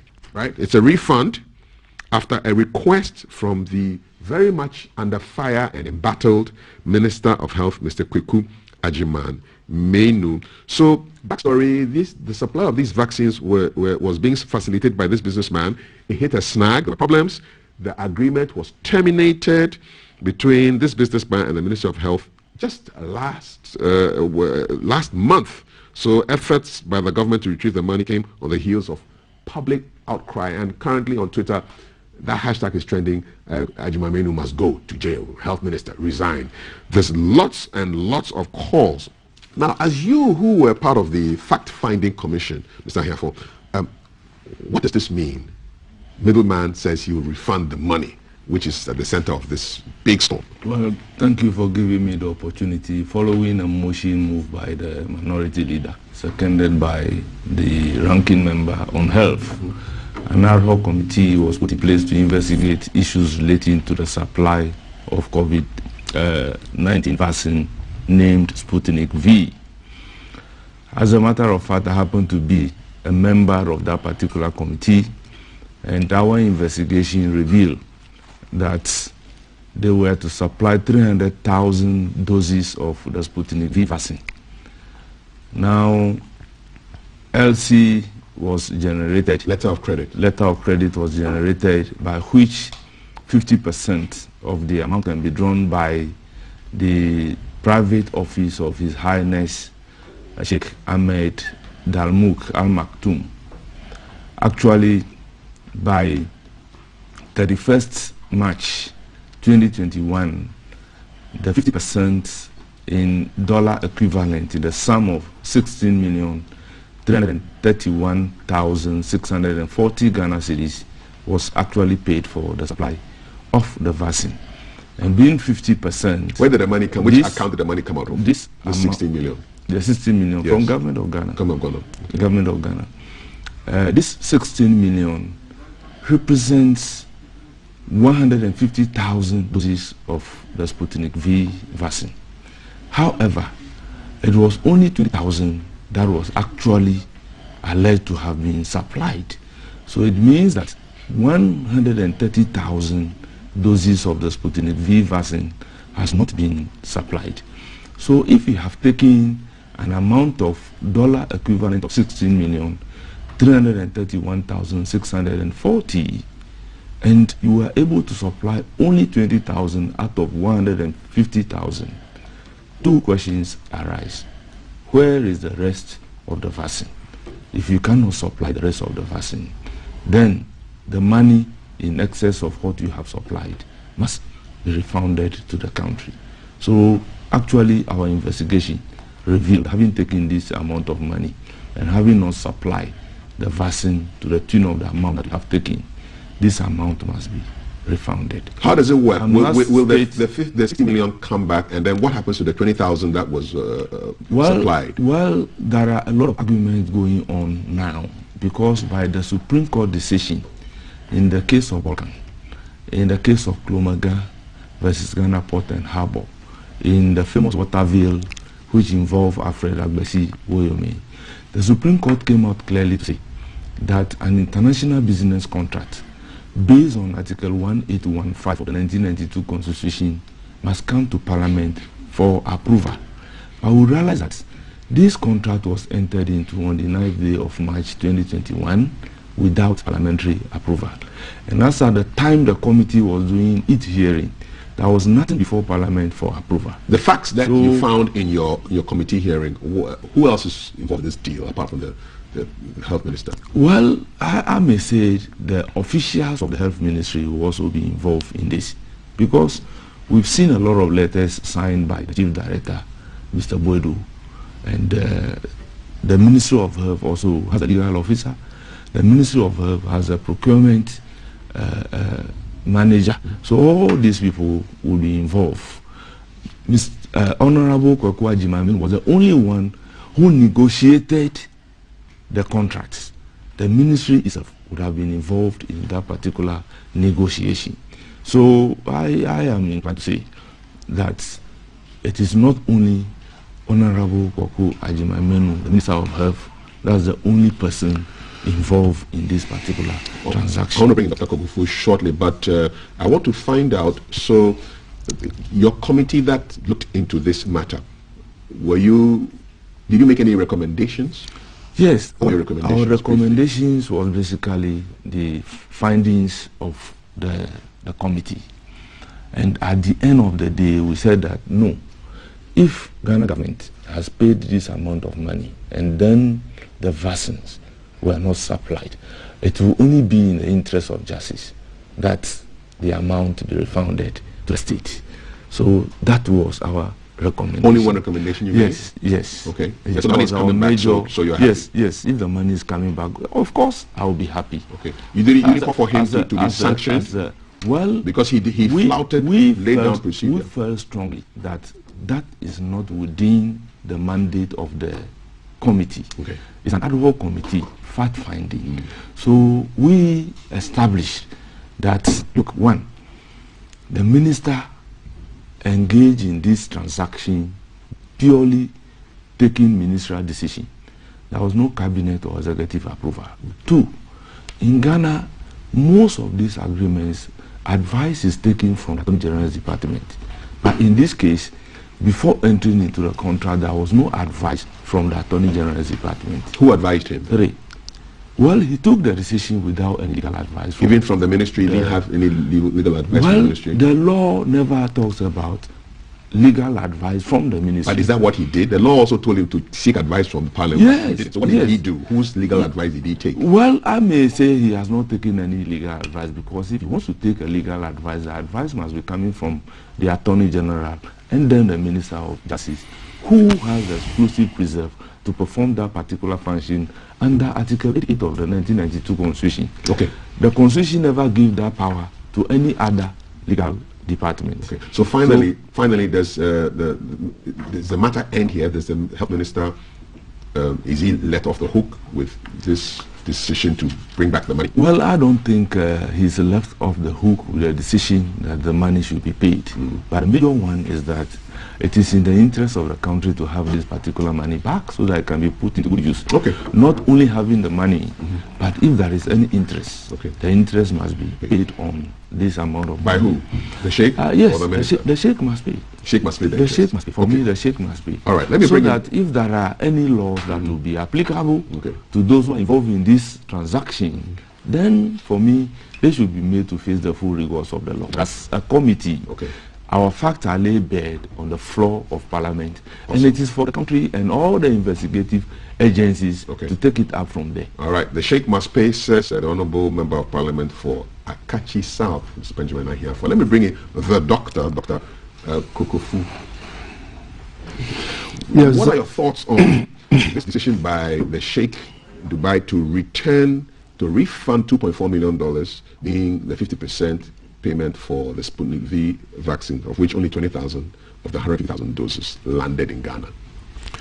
Well, good morning to cherished viewers, and to my colleague and your good self. You see, I'm in black. Yes, I've lost a nephew, and just yesterday I let off the demise of His Lordship Justice Mafusao. Yes, he did. He happened to be my lecturer. He lectured me at LLM Masters in Law, Petroleum Law. He was very good at fiscal policy of petroleum. Condolences. Yes, to the family, and to the bench, and to you yourself for losing your relative. Yes. Good. I'm happy my colleague was part of the committee. It tells you it was a bipartisan kind of, and the whole Ulabalu blew up from Parliament itself, and they asked for, particularly the minority group asked for a bipartisan ad hoc committee. Now they finished with their work, and you ask for recommendation, and it's the Sheikh should pay back that money. It then says that there was no prima facie case established. There had not been any wrongdoing. There hadn't been any criminality. Was that the finding, that there was no wrongdoing? Okay, continue. There was no wrongdoing. Without taking permission from Parliament? Well, that was right doing? So what is the recommendation of the committee? Bring back the money. Bring back the money. So it means money have been paid ostensibly for something we are expecting. We are expecting the doses, but the middleman couldn't supply all of them. So it's a normal business transaction. If you are able to deliver, then refund the money. That is what they said. That is what the committee have said. If there had been any other wrongdoing, they would have recommended for some punitive or some kind of action to be taken. The man himself admitted that he didn't seek permission from he didn't get any parliamentary approval. Yes. Is that right doing? Yeah, you see, there are times you can go ahead and do something and then come back to Parliament for rectification. It's allowed, even though it's not the norm. When is that allowed?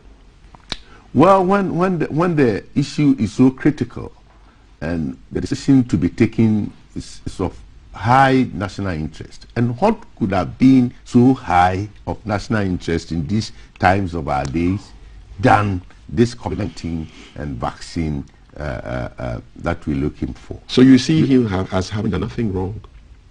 I haven't said so. Those who said he had done something wrong and had called for the committee, an investigation by the committee, fact-finding or whatever, after their work, they've produced a report and they've produced recommendations.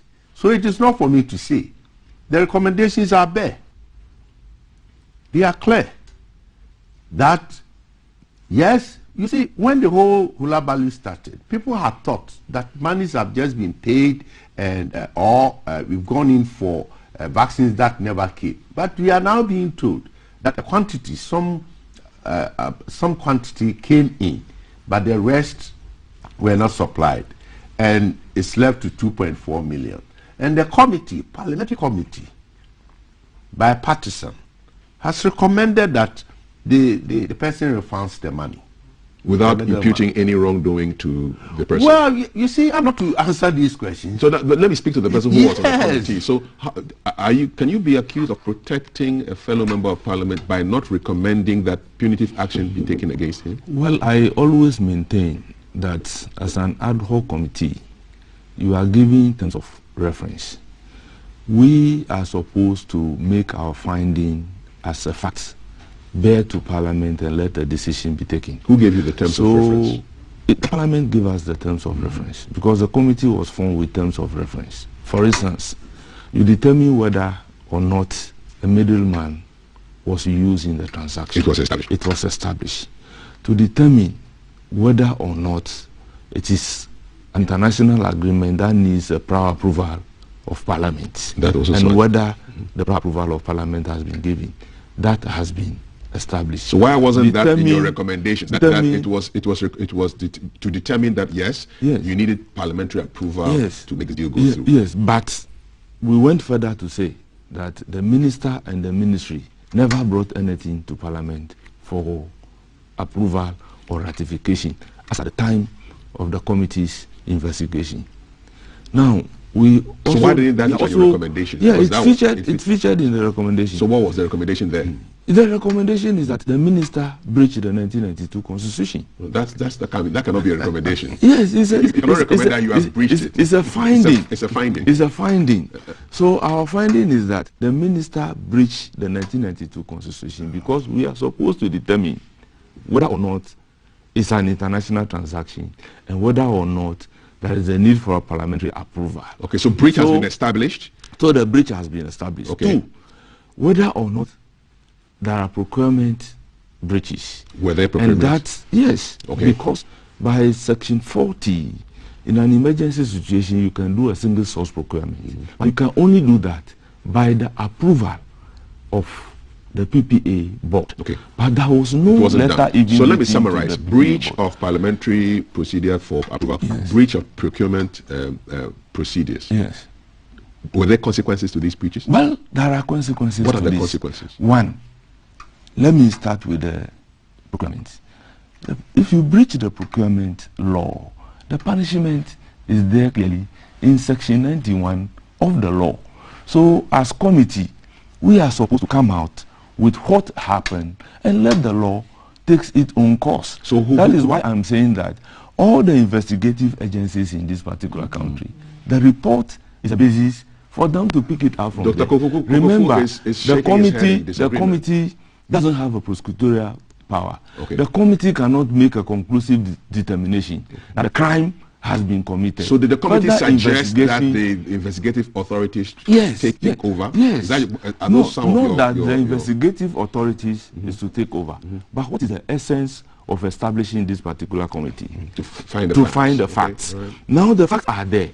Pick it up from the facts. So some people on the floor during the debate of the report of the committee are even suggesting that there should be a motion for censorship. They should pass vote of no confidence. It's a punishment being proposed.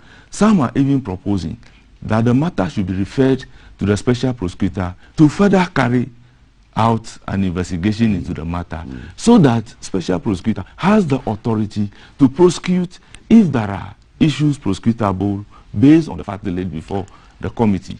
Now, the fact being laid bare that the agreement did not come to Parliament for approval, what is the effect of you entering into an agreement without approval of Parliament? The law is there that agreement is invalid. Okay, let's just wrap this up. Dr. Bokufu, would this be a good first case for our special prosecutor, Mr. Kisi Ajabeng, to start his career in the office? Well, I do not know, because I do not work with him. The point is, there have been breaches, parliamentary breaches, procurement breaches. Well, he's saying so here. Are they in the recommendations?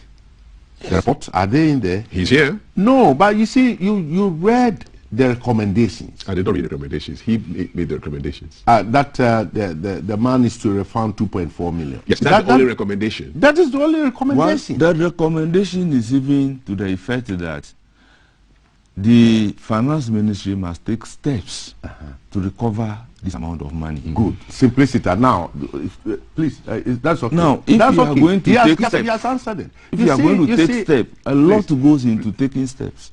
Please, you see, the point is, you have alleged a wrongdoing. That was the basics. And then you have asked Parliament to form a committee, an ad hoc committee. The committee has been formed. So you went in, finding fact, and trying to find if there had been a wrongdoing.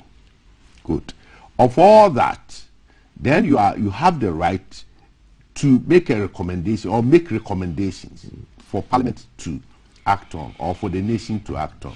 And you came out with one recommendation saying that the money, the 2.4, should be retrieved. You had that power, that authority, as a committee to make that recommendation, and you've made so. If in your findings you had thought that indeed some other consequential effects should be administered or taken, you would have gone ahead to do that and then put in your as part of your report. You did not. So the matter ends. Once the money is retrieved, the matter ends. However, if somebody feels strongly that you could take it up and then maybe, I don't know, for further investigations, that's another thing to do. But for now, it's established that nobody stole a peswa out of that. Monies were paid to procure these vaccines for the people of Ghana.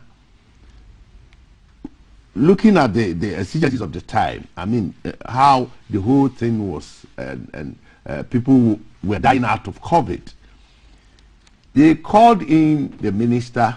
They asked him why he did not come to Parliament, why he did not do ABCD. And he explained himself. He gave explanations to all their queries. So, for them not to have recommended anything on those explanations presupposes that they were content with the explanations. Except that Ghana's money, 2.4 million, a standing balance, is in there, and that's obvious. And it has to be retrieved. And they have recommended for that. And the middleman is ready to pay, isn't? End of story. Well, I beg to differ. Because you see, why didn't Parliament recommend prosecution for flouting parliamentary you are talking about procurement? Yes, you are talking about Parliament. You see, the committee's report will be an input to the entire plenary section of the Parliament. So the committee is to make the facts available to Parliament for entire Parliament to take decision. Then you shouldn't have made a recommendation. They should have then made a recommendation. They should have allowed the plenary to make those recommendations. Okay. Well, we'll see how things play out, because now the middleman says he's going to refund the 2.4 million. Mr. Hayafo says he must refund it with interest because that money was paid some time ago. Did you put it in the recommendation? Well, you see, honorable member, we're diving to the point that we are making is that steps must be taken. Yes, we are not saying that simply refund the money. Okay, now, so if you are going to take steps for money to be refunded, it goes beyond just bringing the money. All right, I'm taking my steps. So the word is steps must be taken. I'm stepping into a new topic. It's still in the daily graphic, and this may interest Dr. Kokofu a little bit. Appointment of MMDCEs, AMA, KMA races in photo finish. So there's apparently there's a tight race for the Accra Metropolitan Assembly, Kumasi Metropolitan Assembly positions as far as appointments are concerned. And in Accra we have Elizabeth Saki, AMA, Nibi, Aibonte, AMA. And in Kumasi, Sampine, Collins Owusu Mankwa, Nana Poku Ajuman, Kennedy, Kwesi Kankam. These are the front runners. As a former MP, how important are these nominations to that particular position in assembly? Because I know MPs work strongly with and closely with MMDCs. Yeah, beside that, I've been an assembly member myself, government appointee at KNE for some time off, so I do know. And I'm not in tune with the graphic report that photo finish. No. You think there's a clear winner? You see, a clear choice, not winner. That's never been a race. And that is why, in the wisdom of the president, the idea of voting for MMDCs and all those things came up. If you have been able to change the constitution, the referendum had gone through, and we were to vote for our DCs and all that, it would have been very, it could have then been declared as a race, and the entire populace would have the opportunity to elect who becomes their DC or MCs. But as it stands now, the status quo remains, and the authority to do so rests with the president. The president, in his wisdom, wants a search party, sort of, to scrutinize and see who really fits into the position. And it always comes that you have as many qualified candidates as you may think of, so to choose from. And the choice has been made. They've gone through all the rudiments, and the choices have been made. Who is the front runner for Kumasi? I know, but I won't tell you.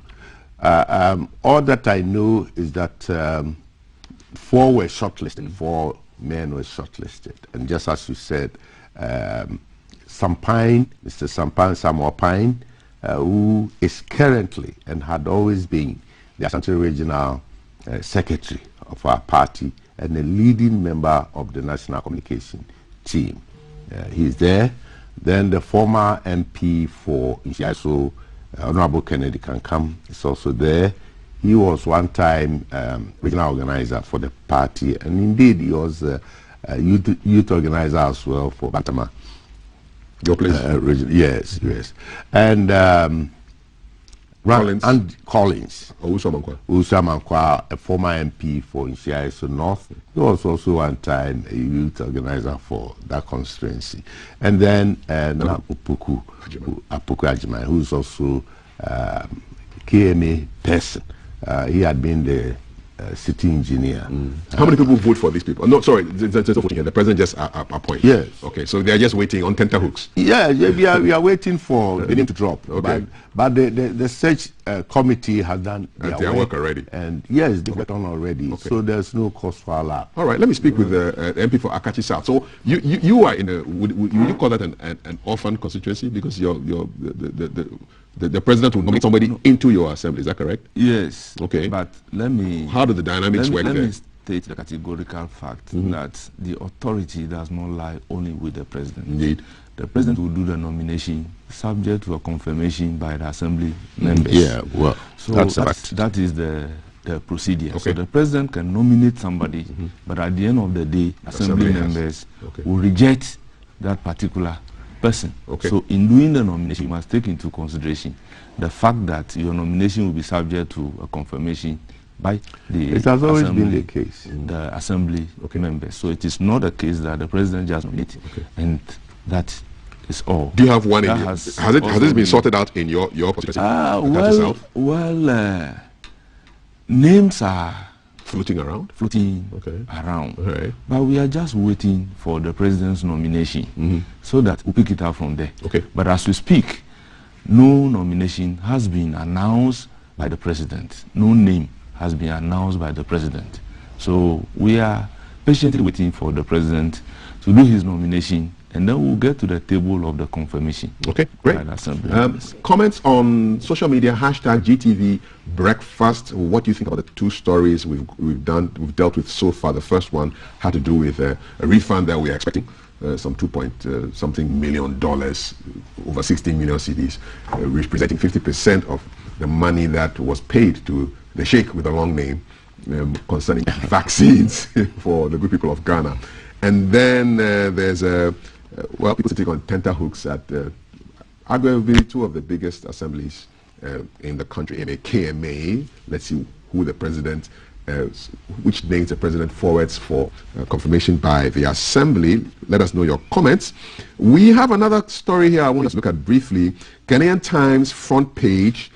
So we have here Dr. Eric Odru Osai. He was on the show I think 2 days ago. He's talking about financial infractions. He is from the Internal Audit Agency. We will name and shame defaulters. And he was very, very firm in those comments he made on this show. So if you fail to adhere to public financial management, you will be dealt with. The Internal Audit Agency is partnered with prosecutorial organizations, institutions like IOCO, Office of the Special Prosecutor, to prosecute persons indicted in its reports for various financial infractions. So that Director General was saying this, that they have the mandate to do this, to make sure that they safeguard and manage the public resources. This is speaking at the opening ceremony of the IAA annual conference in Accra yesterday. I mean, this is just de rigueur. I mean, you have to stop people from taking what doesn't belong to them. We have the annual ritual Public Accounts Committee. They tell us, oh, this went here, this money was swept, this money disappeared, this money vanished, this money just, poof, it was gone. Our institutions need to start biting, and biting hard. Don't you agree? Yes, I agree perfectly. The issue has to do with law enforcement. Now, the Public Accounts Committee, the Auditor General, the reports will be clear that, hey, there are financial malpractice in A, B, C, D. Must it end there? The law enforcement agencies are there.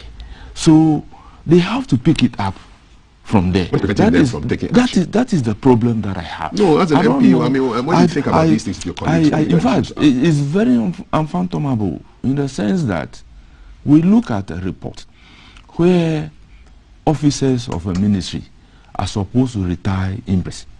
They were keeping the money until they were audited at the end of the year. Then they rushed to bring the money. My view is that for the period that you have kept the state from the use of that particular money, it constitutes an offense. Maybe it was invested somewhere. Yes, an amount has been dedicated to do A. You have misapplied that particular money. And under the Public Financial Management Act, that constitutes an offense. Do you need Parliament to tell you as a law enforcement agency to go and prosecute this particular person? Maybe. No. I mean, well, how can you solve the situation? How can Parliament help us? You see, all that Parliament has to do is to make the law that if you do A, it constitutes an offense. Public Accounts Committee has established that A has been done, so the offense has been committed. You pick it up from there, because Parliament cannot have that prosecutorial power to put anybody before court and begin prosecuting the person. That is why I'm saying that anytime people are looking at parliamentary reports and they expect Parliament to behave as if Parliament has a prosecutorial power, I disagree completely. You just because your job is to make the law. Yes, and the other people to make the law and to make the finding that hey, this wrong has been done in the society, and then the law enforcement agency will take it over from there and prosecute whoever is supposed to be prosecuted. I believe strongly because people are not being prosecuted for financial malpractices. Things are happening like that. Happening the way it is happening. Dr. Kokofu, is it not time for the Office of the Special Prosecutor and the Economic and Organized Crimes Office to just start going after people? It's not a matter of just refunding money, but people must be taken through the legal process, and if there's whatever, people are jailed, they are jailed. It must look unattractive. Yes, the battle against corruption takes so many forms, and institutional capacity building is one of them. Yesterday, I was part of that program, yes, International Conference Center, and the issue came up. The president was represented by the National Security Minister, Honorable Dr. Kandapa, and it came up strongly that it's important to strengthen the internal audit agency, give them more impetus and then accoutrements to work with. The laws are already there, as you're talking about. But then the whole issue of policing the public purse using internal audit systems has to do with the preventive, other than after the harm has already been caused. And currently, that had been the situation. Monies will be expended, and then at the end of the day, audit is done, and then we say Kofi or Kwame or whoever have misappropriated fund or embezzled fund. So going forward, they should be looking at the preventive, and that CEOs, MDs, and heads of institutions, including their financial operators, should work hand in hand with these auditors internally. Their advice and everything would help to minimize some of these financial malfeasance. But then there are categories of that. Findings may be made that one has misappropriated fund and one has embezzled fund. They are not the same thing, but they are all prescribed against by the Financial Management Act. So misappropriation simply means you did not use the money what is intended for, but that necessarily it has been stolen. And embezzlement, yes, of course, more serious, and all that. Intent and everything. So the taking up of these reports for prosecution and other things must not be taken, on the face value of it. There can be audit reports. PAC, Parliament, might look at it, see what it is there. The report may simply say company A or person A has misappropriated so and so amount of money. That may be the report. But given the opportunity and the chance to go through it, you may see that it may not be the case. And examples abound. You remember the Silver Semester issue with National Health Insurance? Yes, the Auditor General's report indicted him. But when he had the opportunity to go to court and for things to be, the court overturned that kind of findings. You see, so it is not at all times that findings have been made by auditors that are authentic. Or negative. Or negative. Or affecting the person. Yes. So the opportunities are open for scrutiny and all other things. But the point is, once it is put out there that and your name is attached to, the public has to know. Once you go through it, you challenge, and you go through it, and the remedies are done. I mean, you are exonerated. It does not come back to the public. So the public will not know that this is what has happened, and it will be out there. SMSC or somebody has embezzled so much, yet he has not been prosecuted or he has not been punished. It is not all the case. But then I agree that to make corruption unpalatable, it's about time we get on with some of these things. The prosecutorial powers of PAC, Public Accounts Committee.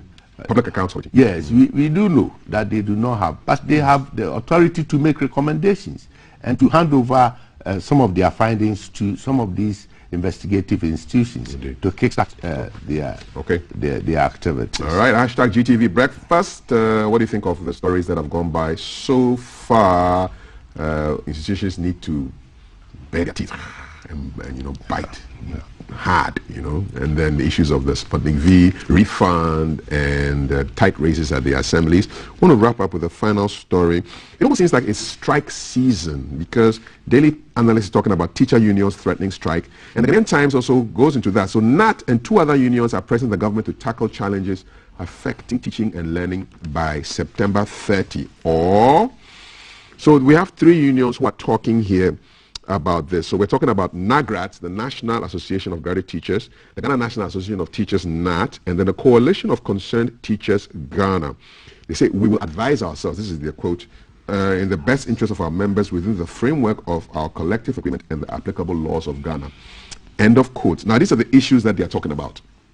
Lack of teaching and learning resources, increased contact and working hours of teachers without compensation, slow pace in the upgrading of teachers, absence of responsibility allowance, teachers' promotion crisis, and refusal to appoint teachers in the offices as heads and assistant heads, transfer of teachers in special schools, and signing of performance contracts. So the teachers have listed a lot of issues, and they are giving a deadline of September 30.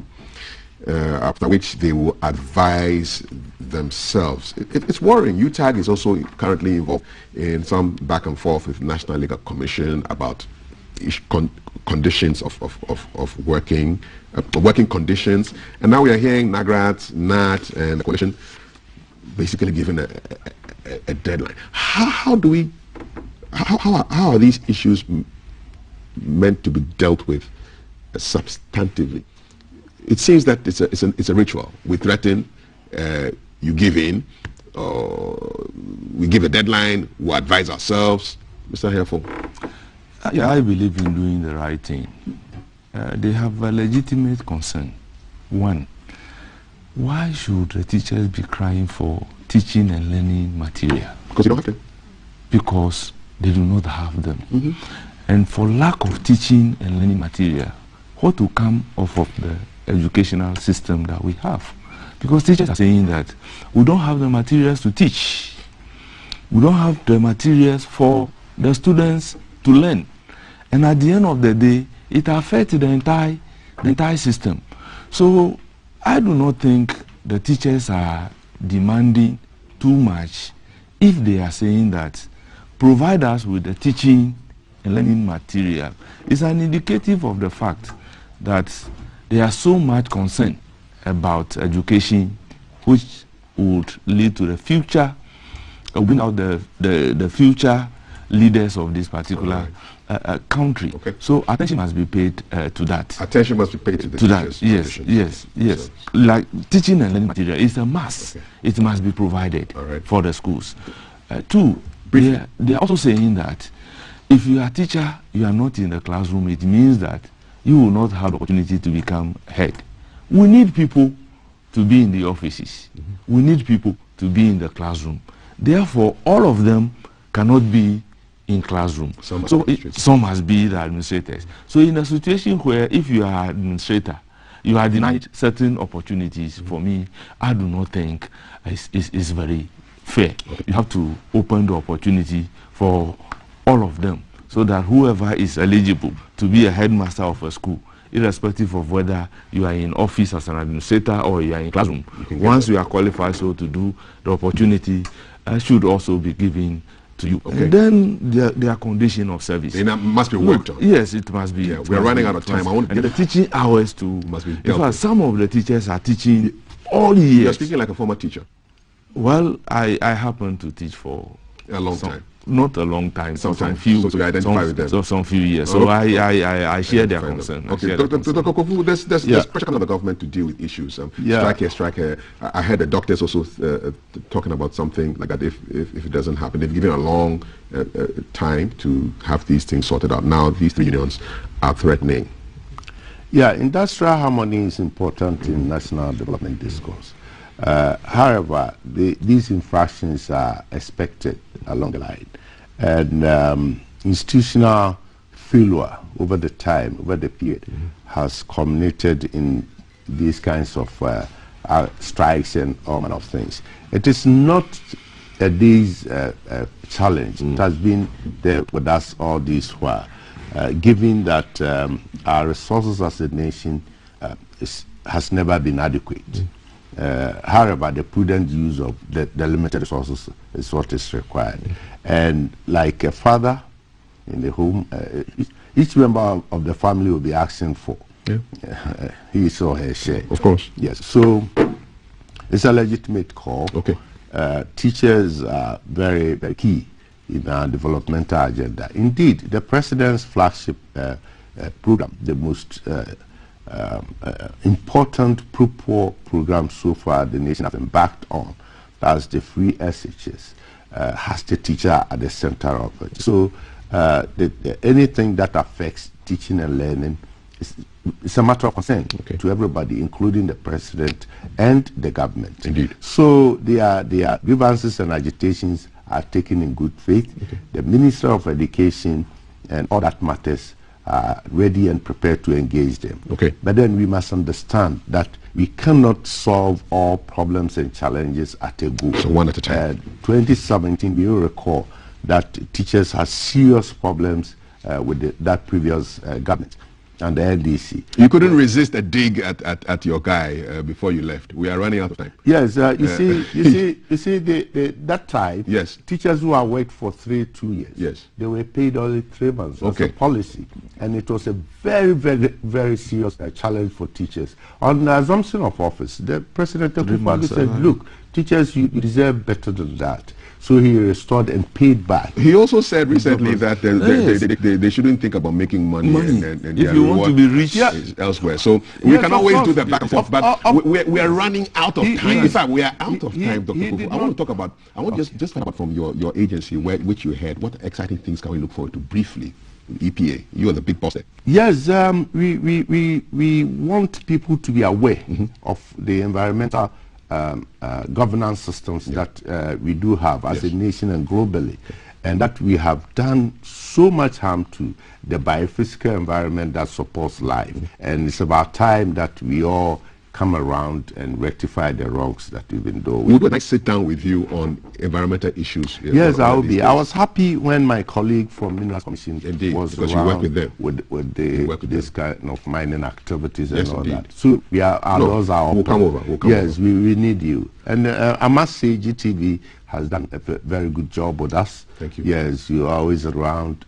They will come, do interviews. They even scout out there and bring complaints to us. We love that. It's for the love of Ghana. Yes, you will do it. Mr. Ahiafo, you said you were going to petition the IGP to deal with the security situation in Akachi South. Have you done it? Yes. Where? Have you a petition here? In fact, the petition is ready, but I'm waiting for an information to be able to sit down with the IGP. That information I have not received. The new IGP will welcome you. I know Dr. Dampare very well, and I know that sitting down with him, part of my... Were you waiting for him to come to power before you petitioned the IGP? No, you see, the incidents started coming small, but it is now at the stage where we need a serious intervention at Akachi South. The rent issue. I thought... Yes, issues of rent. It's a big issue that we will... government points to review the Rent Act. Yeah, the Minister of Works and Housing. Which is really good. It was very good. We're happy for that. So you know he's my MP. He is your MP indeed. Yeah, MP for Bantama. And the initiative is so good. Former MP for Bantama, but currently Executive Director for the Environmental Protection Agency, Dr. Henry Kwabena Kokofu, And Honorable Bernard Ahiafo, who is the MP for Akachi South, he was sitting on that Sputnik V ad hoc committee in Parliament to give us the news straight from the horse's mouth. Gentlemen, I wish you a beautiful day. Still to come, conversation on sports with the double champions, Hearts of Oak, and then mobile phones. Are they harming or helping your relationships? Hashtag GTV Breakfast. See you in a short while right after this break. Coming live from the capital, this is the Breakfast Show.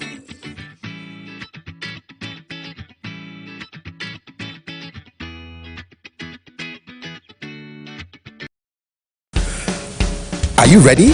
It's heat hot, and we are serving you breakfast. A la carte. It's a brand new packaged breakfast served on GTV, our style, keeping you on track and updated on news, making the headlines, how to navigate traffic, what's up with the weather, your health check, getting you up to speed on lifestyle, sports, word of showbiz, what's hot and what's not. It's our date in the morning just for you, with the team you can trust. It's breakfast weekdays at 6 a.m. Don't be late. Coming live from the capital, this is the Breakfast Show.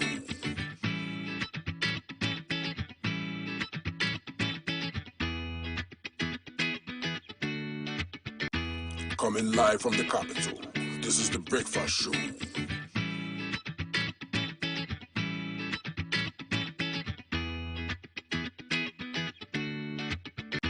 Coming live from the capital, this is the Breakfast Show.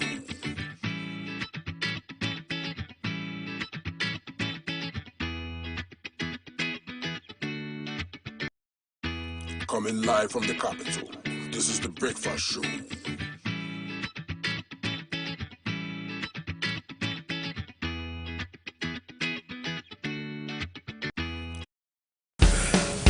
Are you ready?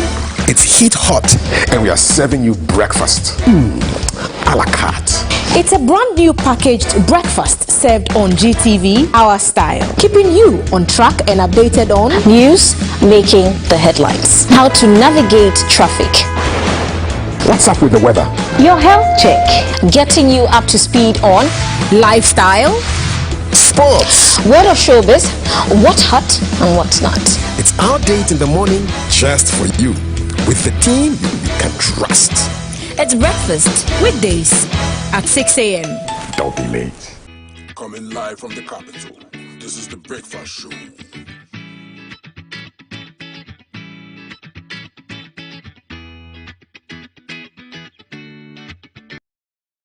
Coming live from the capital, this is the Breakfast Show.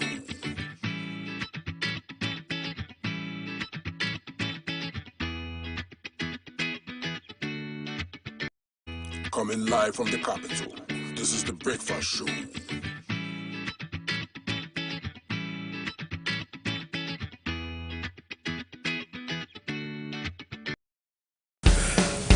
Are you ready? It's heat hot, and we are serving you breakfast. A la carte.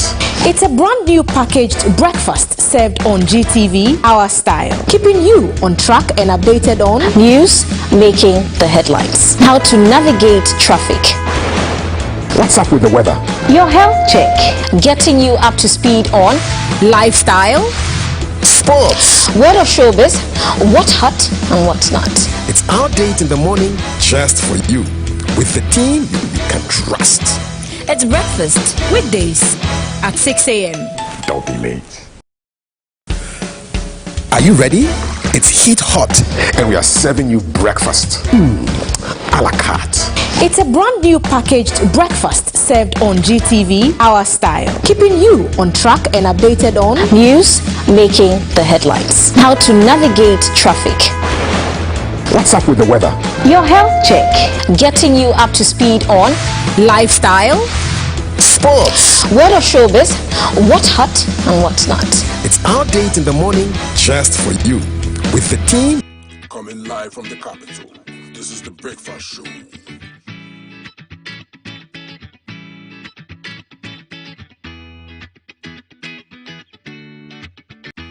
Coming live from the capital, this is the Breakfast Show.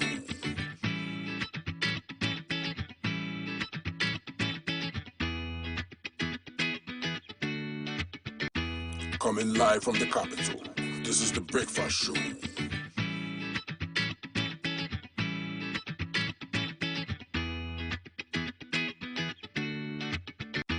Coming live from the capital. This is the Breakfast Show.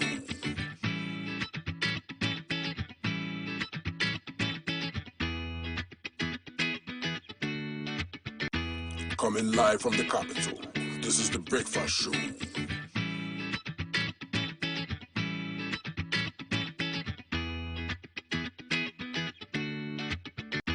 Coming live from the capital. This is the Breakfast Show.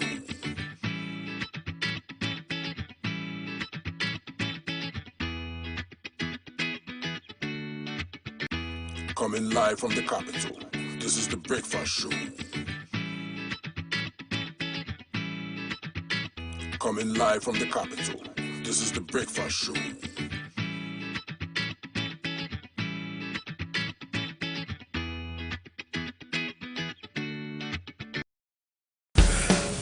Are you ready? It's heat hot, and we are serving you breakfast. A la carte. It's a brand new packaged breakfast served on GTV, our style, keeping you on track and updated on news, making the headlines, how to navigate traffic, what's up with the weather, your health check, getting you up to speed on lifestyle, sports, word of showbiz, what's hot and what's not. It's our date in the morning just for you, with the team you can trust. It's breakfast weekdays at 6 a.m. Don't be late. Coming live from the capital. This is the Breakfast Show.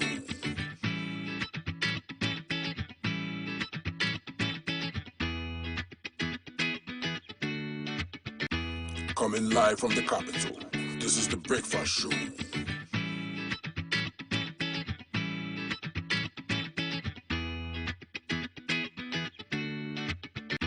Coming live from the capital. This is the Breakfast Show.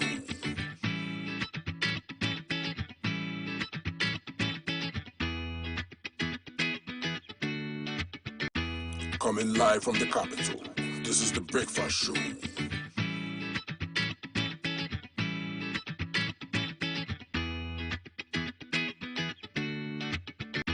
Coming live from the capital. This is the Breakfast Show.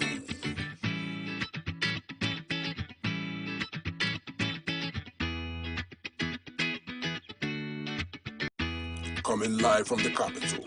This is the Breakfast Show.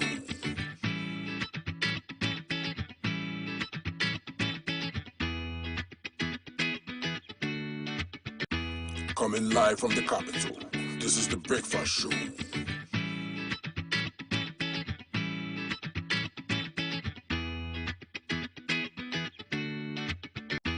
Coming live from the capital. This is the Breakfast Show.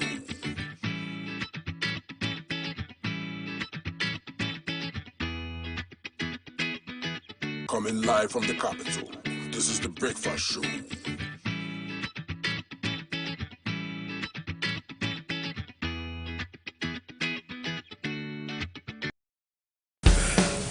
Are you ready?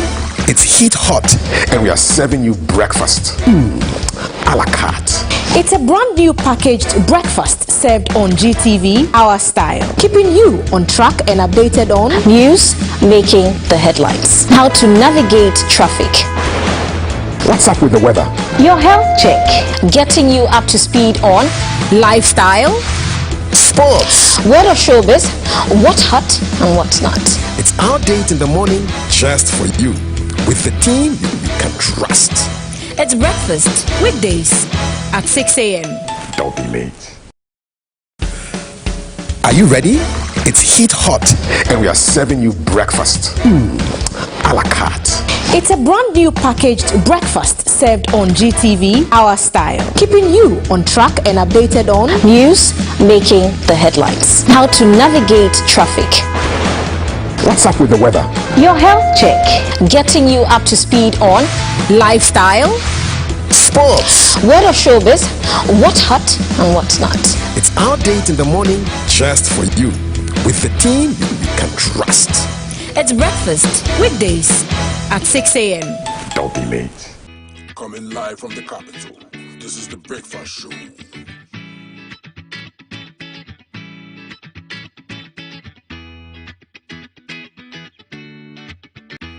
Coming live from the capital. This is the Breakfast Show.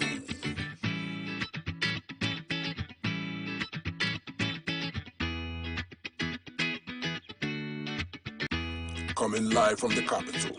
This is the Breakfast Show.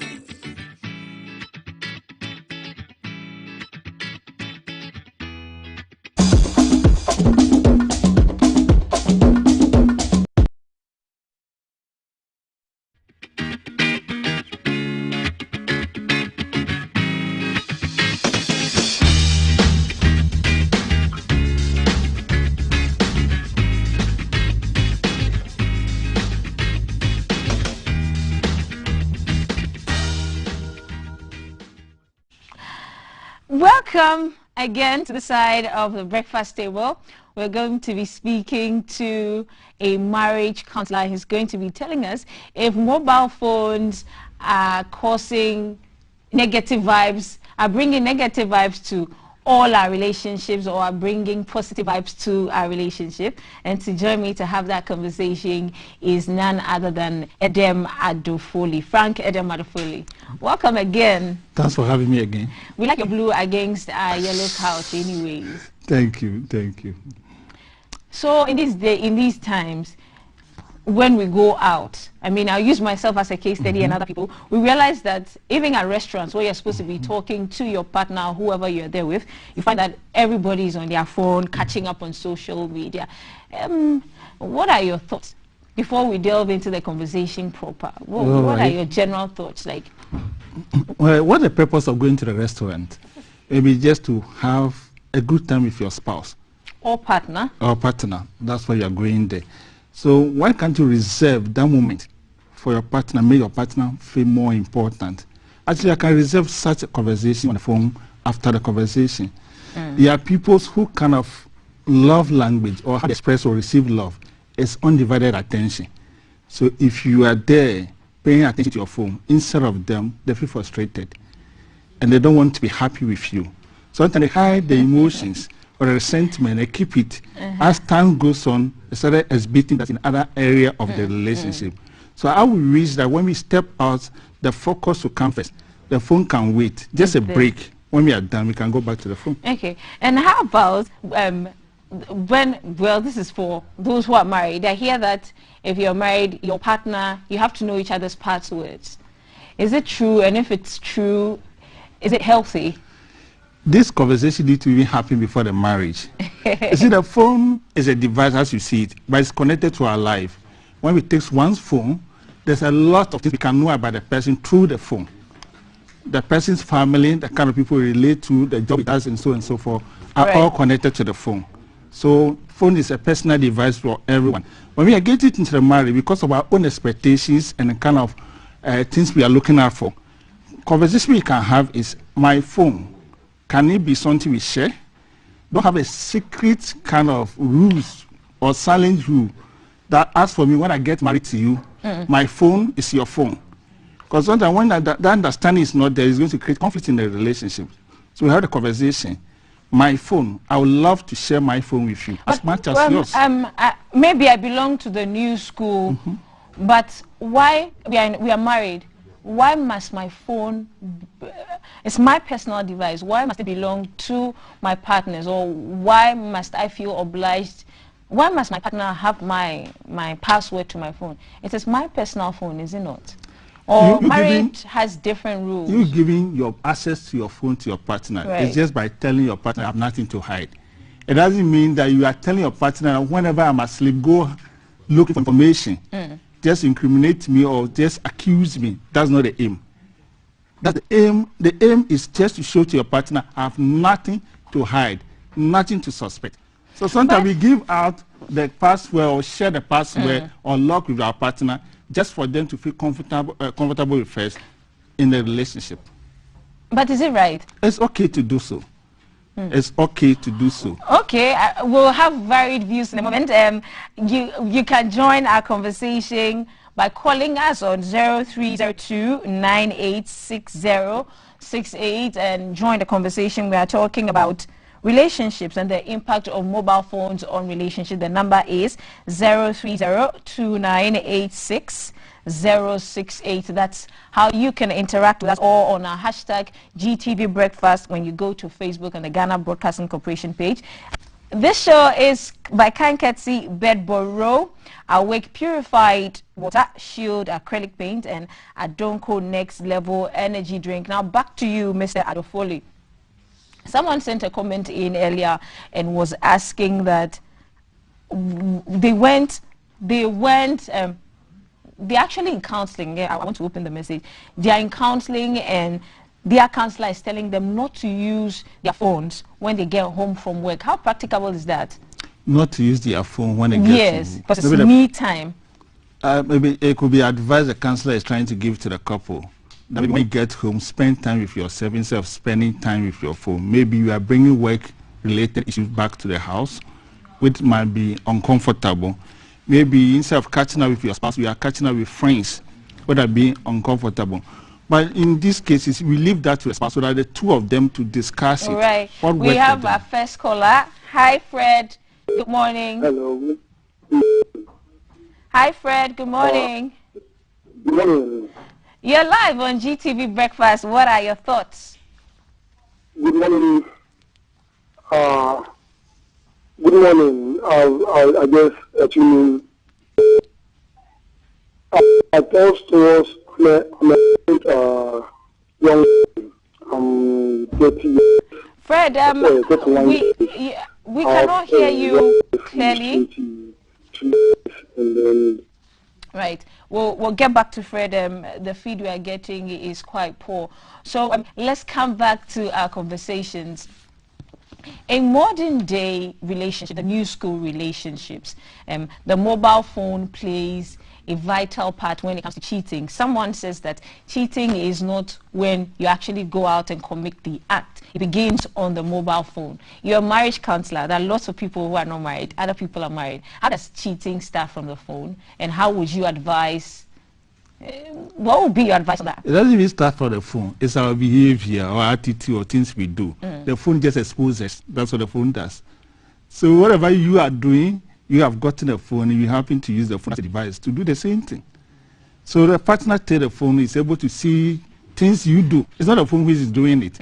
Phone does not create account. Phone does not chat with other people. You are the user. You are using the phone. So it gives the partner more information about what your behavior, your attitude, or things that they are not happy about. Okay, let's hear Benis. Benis is calling us from Kumasi. Benis, share your thoughts with us on the GTV Breakfast. Hello. Yes, Benis, we can hear you. I think sharing my husband is not a problem for me. It brings trust in the relationship as well. Yeah. Benis, can you repeat that again? Sadfoli, do you hear her? Please repeat that again so that our marriage counselor can hear you. Sharing my phone with my husband is not a problem at all. Right. It brings trust. It brings trust between us. Right. And how long have you been married, Benis? 3 years now. Okay. So that's Benis who says she's been married for 3 years and sharing a phone with her husband is no problem at all. And that is good to do. So the husband or the wife will not suspect each other. We are good to go.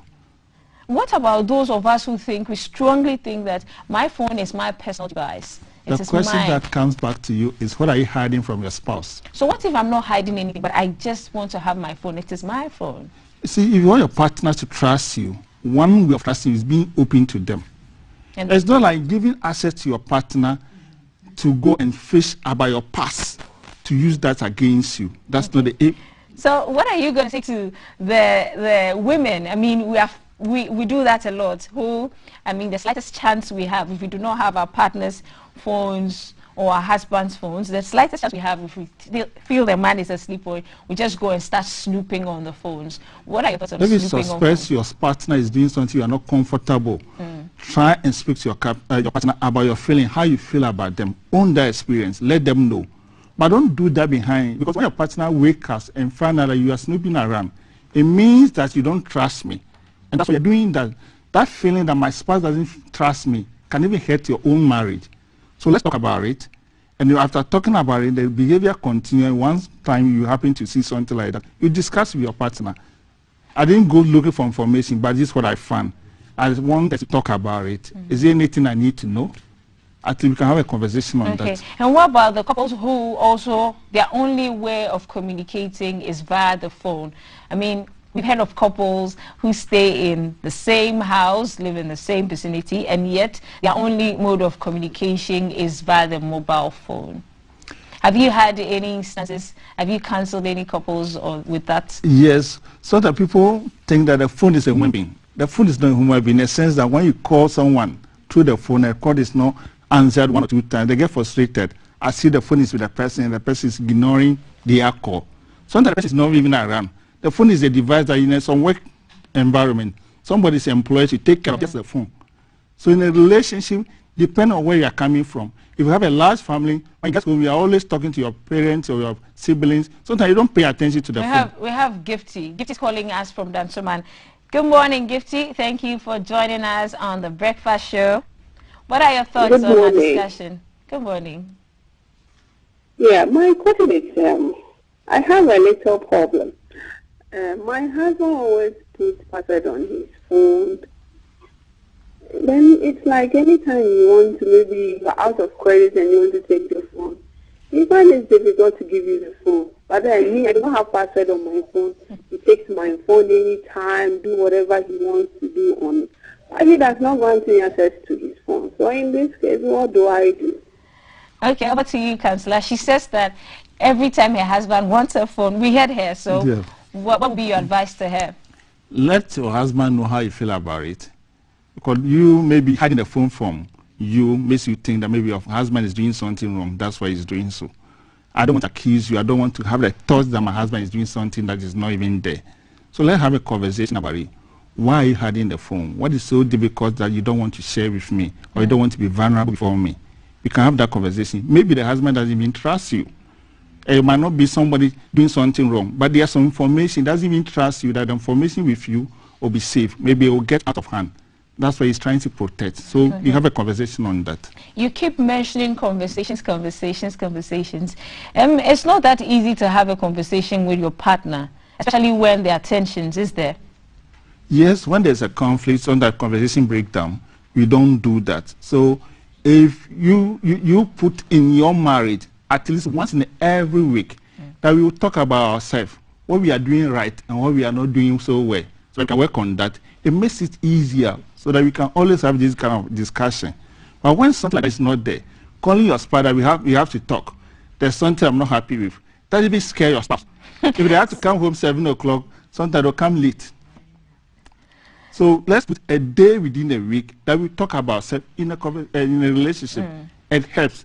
But if the conversation is breaking down, your partner doesn't want to talk to you, the devices are there. You can send a voice note to express yourself, how you feel. Don't accuse, don't attack, don't blame. Don't accuse. Don't attack, don't blame. Right. We have Isaac on the phone lines. Good morning, Isaac. Thank you for joining us on the Breakfast Show. Good morning.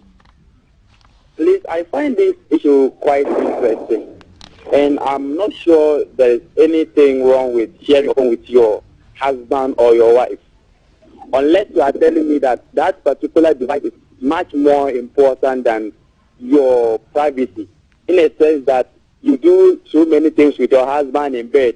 So why is it difficult for you to share your phone with your wife or your husband? Does that suggest that your phone is more important than even your privacy? So these are the questions we need to ask ourselves before. Like, if you always say that your phone is yours and you want to use it personally, it will raise questions. And it goes a long way to affect your trust in that particular marriage. So I think it will not be prudent for us to always keep our phones to ourselves with the mindset that we own the devices, so we should use it personally. Righty, thank you, Isaac, for your thoughts. Mr. Adefoli? That's very true. Have this conversation with your spouse before you get into the marriage. You should always do that. So make sure that we are all on the same page. We are all traveling to the same destination. It avoids the conflict. Because sometimes it's not about hiding things from you that I'm doing something wrong. Right. But maybe the information, something about the past, something about the workplace, that those information does not need to get to other people's hand. How where do I trust my spouse that will protect those information? Okay, we have another caller from Papram. Hello, caller. I missed your name. Hello, caller. Thank you for joining us. Samuel. Hi, Samuel. Yeah, my name is Paul. I just want to come into the program. I'm happy that you are discussing this issue on the right. We're talking about a phone that belongs to you as a personal one, and you don't allow your spouse to be part of the usage. And the issue has to do, when you talk of marriage, we have contract marriage. And when the moment there are sharing of items in the family, one party will say it belongs to me, it doesn't belong to me. Then the deviation of the divine marriage is coming in. Because Bible says that God created and they were both naked. That means that you have to expose, you have every right to expose whatever each of you has. You may not be saying that, oh, this is my phone, my personal phone, and so. Then when it comes to having an affair, can somebody say that, oh, I have myself, I belong to myself? No, it is not the issue. The issue is that whatever you have, it belongs to me. What I'm also having, it belongs to you. And when this thing is going on, I think there will be a peace in the marriage too. Thank you. All right, thank you very much for your submission. Mr. Adofoli, do you agree with him? That's fine. That's what marriage is supposed to be. We are aiming at being one. That's what we want to do. So openness is something that runs that marriage. If we are hiding things, we are breaking trust. We are creating suspicion. We're bringing in doubt. So we should be open. The difficult aspects of your life that you find it difficult to share with other people, the one that you think you are marrying, if the person is your friend should be your safe place you come to. Your spouse should be your safe place you come to. Safe place in the sense that those difficult information, you'll be able to share with them. They'll know your journey, how far you've come. And they know how you have worked on yourself, the difficulties you've gone through, so they can appreciate your journey.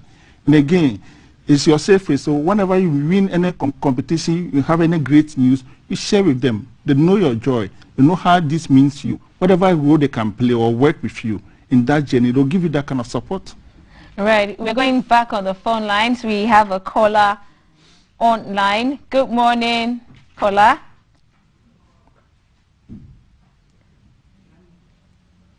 Okay, whilst we are waiting for the phone lines, Fred, we have you again on the phone lines. Hello, Fred. Yes, good morning.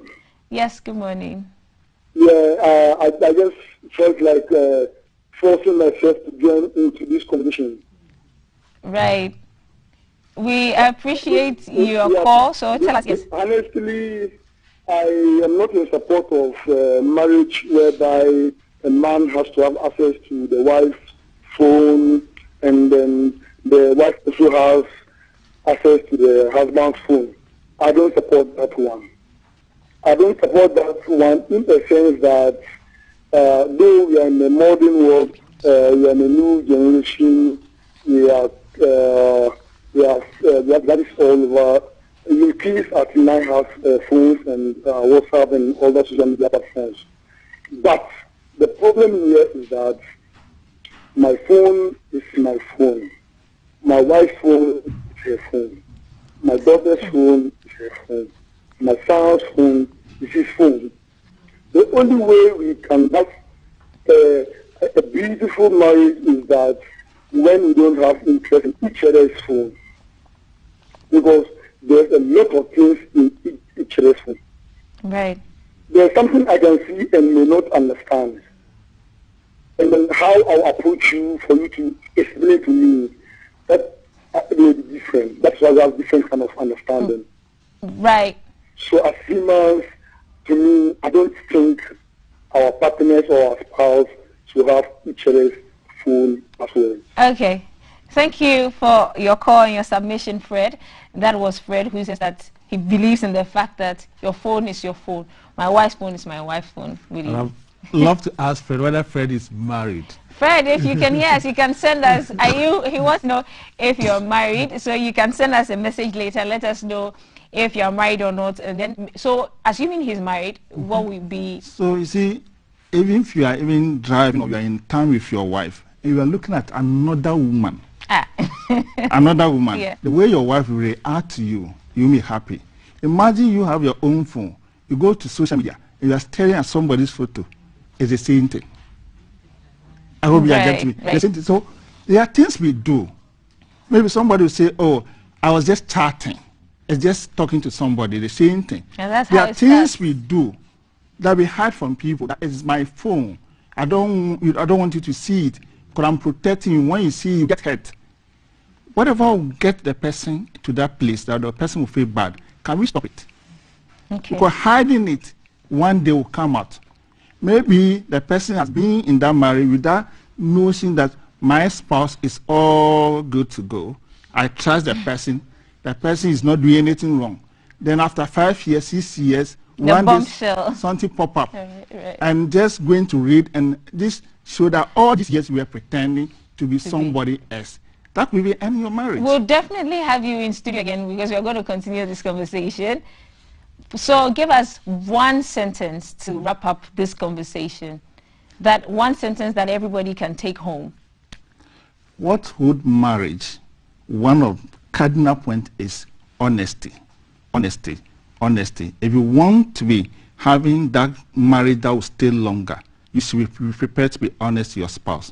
Honest. You do that by being open to them. Right. Your phone should be their phone. Okay, your phone should be their phone. Those are the words from marriage counselor Frank Ejem Adofoli, who has been chatting with us, and we've been having a conversation around the impact of mobile phones on relationship, be it marriage, friendship, mobile phones around every sort of relationship. We'll see you again. Before that, though, we have the double champions in studio. Rose, be quiet and don't be seen. So we'll take a break, guys. They are in studio. The double champions are in studio live on GTV. Oh my God, I'm really enjoying this. Hello. Who's here? Wow. Kojo, your TV is very clear. Not like the one we have at home, where displays are of low quality and channels keep going off. This is the same TV we use. The same TV we use at home. Oh, Kojo, you don't have to worry, okay? Our TV was equally terrible. Not until we discovered RCS, honey. Tell them. RCS. Reliable Connect Satellite. We didn't even have to buy a new decoder. We got our installer, gave him the parameters, and connected. You can now enjoy over 100 exciting channels in SD and HD quality across Africa and Europe. For TV station owners, RCS offers you the best package for your channels with wider viewership at a cheaper cost. Plus, your channels can be viewed in over 42 countries in Africa, Asia, and other parts of Europe. Projecting your pictures with dedicated 2.0 bandwidth for SD channels and 4.0 bandwidth for HD channels. Baby, I'm not going back to that TV. You better call them now. RCS, the future of satellite TV in Africa.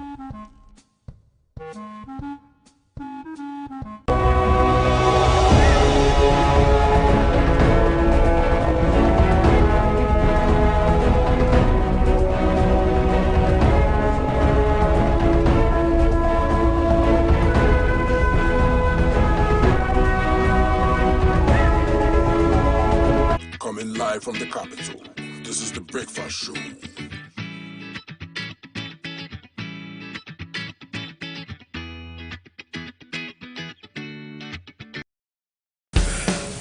Are you ready? It's heat hot, and we are serving you breakfast. A la carte. It's a brand new packaged breakfast served on GTV, our style, keeping you on track and updated on news, making the headlines, how to navigate traffic, what's up with the weather, your health check, getting you up to speed on lifestyle, sports, what of showbiz, what's hot and what's not.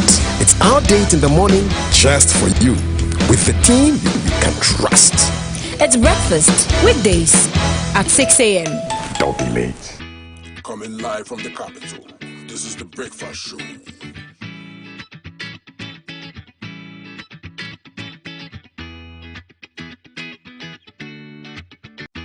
Coming live from the capital, this is the Breakfast Show.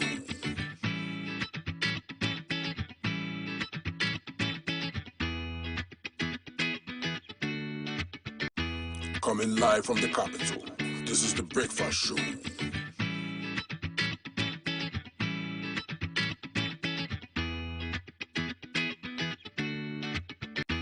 Coming live from the capital, this is the Breakfast Show.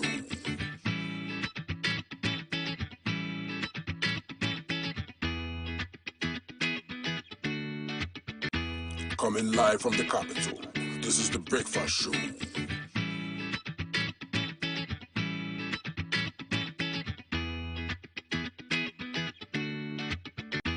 Coming live from the capital, this is the Breakfast Show.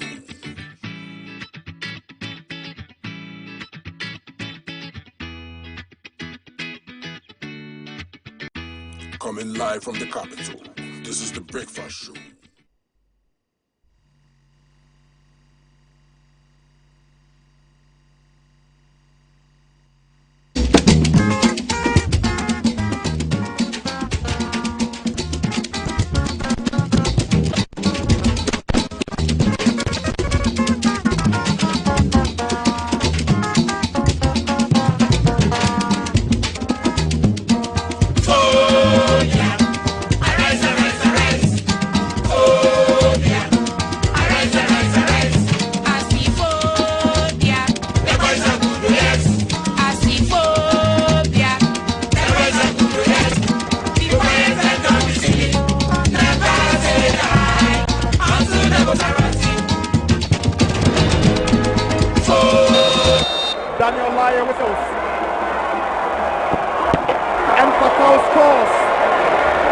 There's so much power and it's very close to the woodwork. Adai steps forward.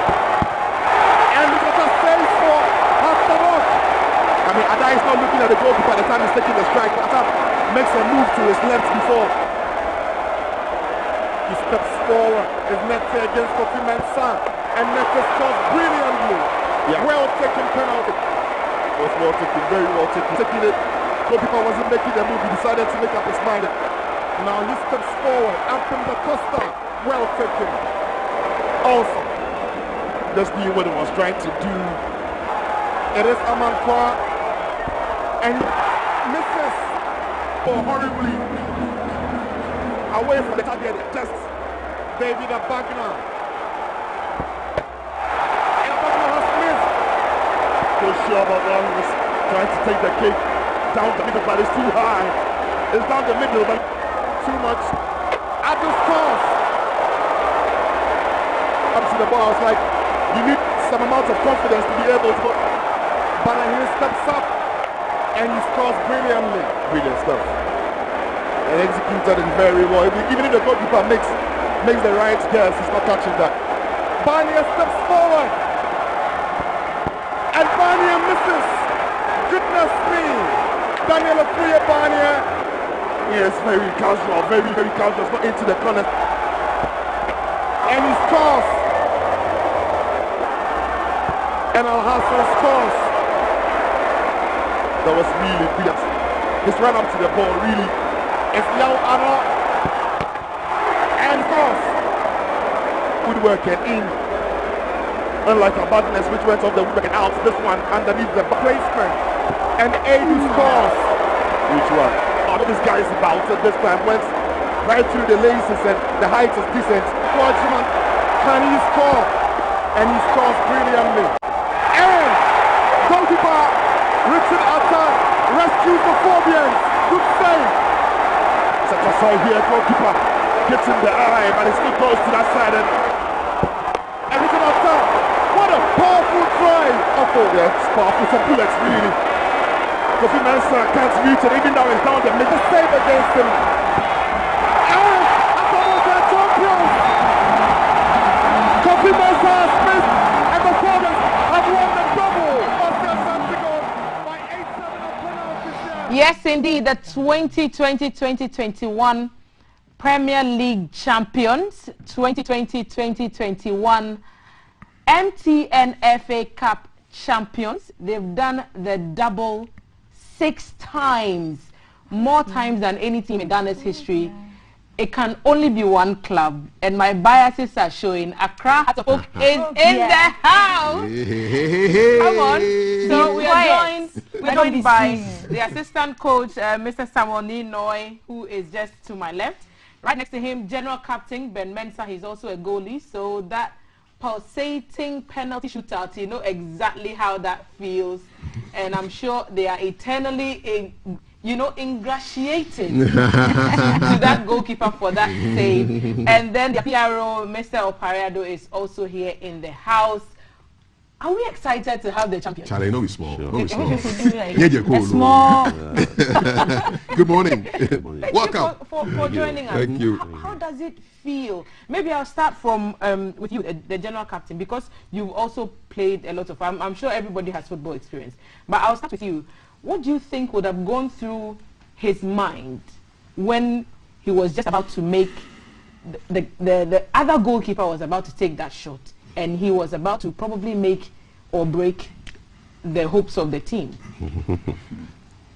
Yeah, when it gets to that time, it's not easy. You know, the whole lash of focus on your shoulders. You need to rescue the it's not easy. It means a courageous person to stand at that time and defend the badge. So a lot of credit to my other goalkeeper, Richie Data. He did very well. A lot of credit to him. Great. Assistant coach. So what's your relationship with the head coach? You have both called Samuel, and he's not even here in the studio because you have something to tell. Let me use this opportunity to say a very big thank you to my brother Samuel. In fact,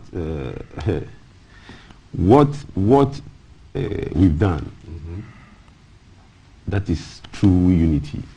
And one thing is, I am praying that we keep this unity to give House of Folk additional continental trophy. We are both Samuel. It tells you something. What does it tell us? Unity. With unity, you can break mountains. So there's no master speak that servant here. No. You know what? He allows good opinions. Whatsoever I come with, he takes it. If it is even not good, he knows how to handle it. Very wonderful one. But the fans, Opare, the fans have wanted this for so long. Yes. So what would you say this means for the fans, even as you look forward to winning other trophies? Well, I think that to every House of Folk fan, there wouldn't have been any better moment than this period. Especially so, once you have won these cups, it means that the others don't have anything to show, and that gives us the bragging right. Some have won tears, some have won cups, but not these. This truth is everywhere. The others have nothing to show. Yes, they know themselves, right? Yes. That's the book and the others. Yes, us and the others. And once they don't have anything to show, it gives us the bragging right. For 1 year. Yes, until the league starts and ends again.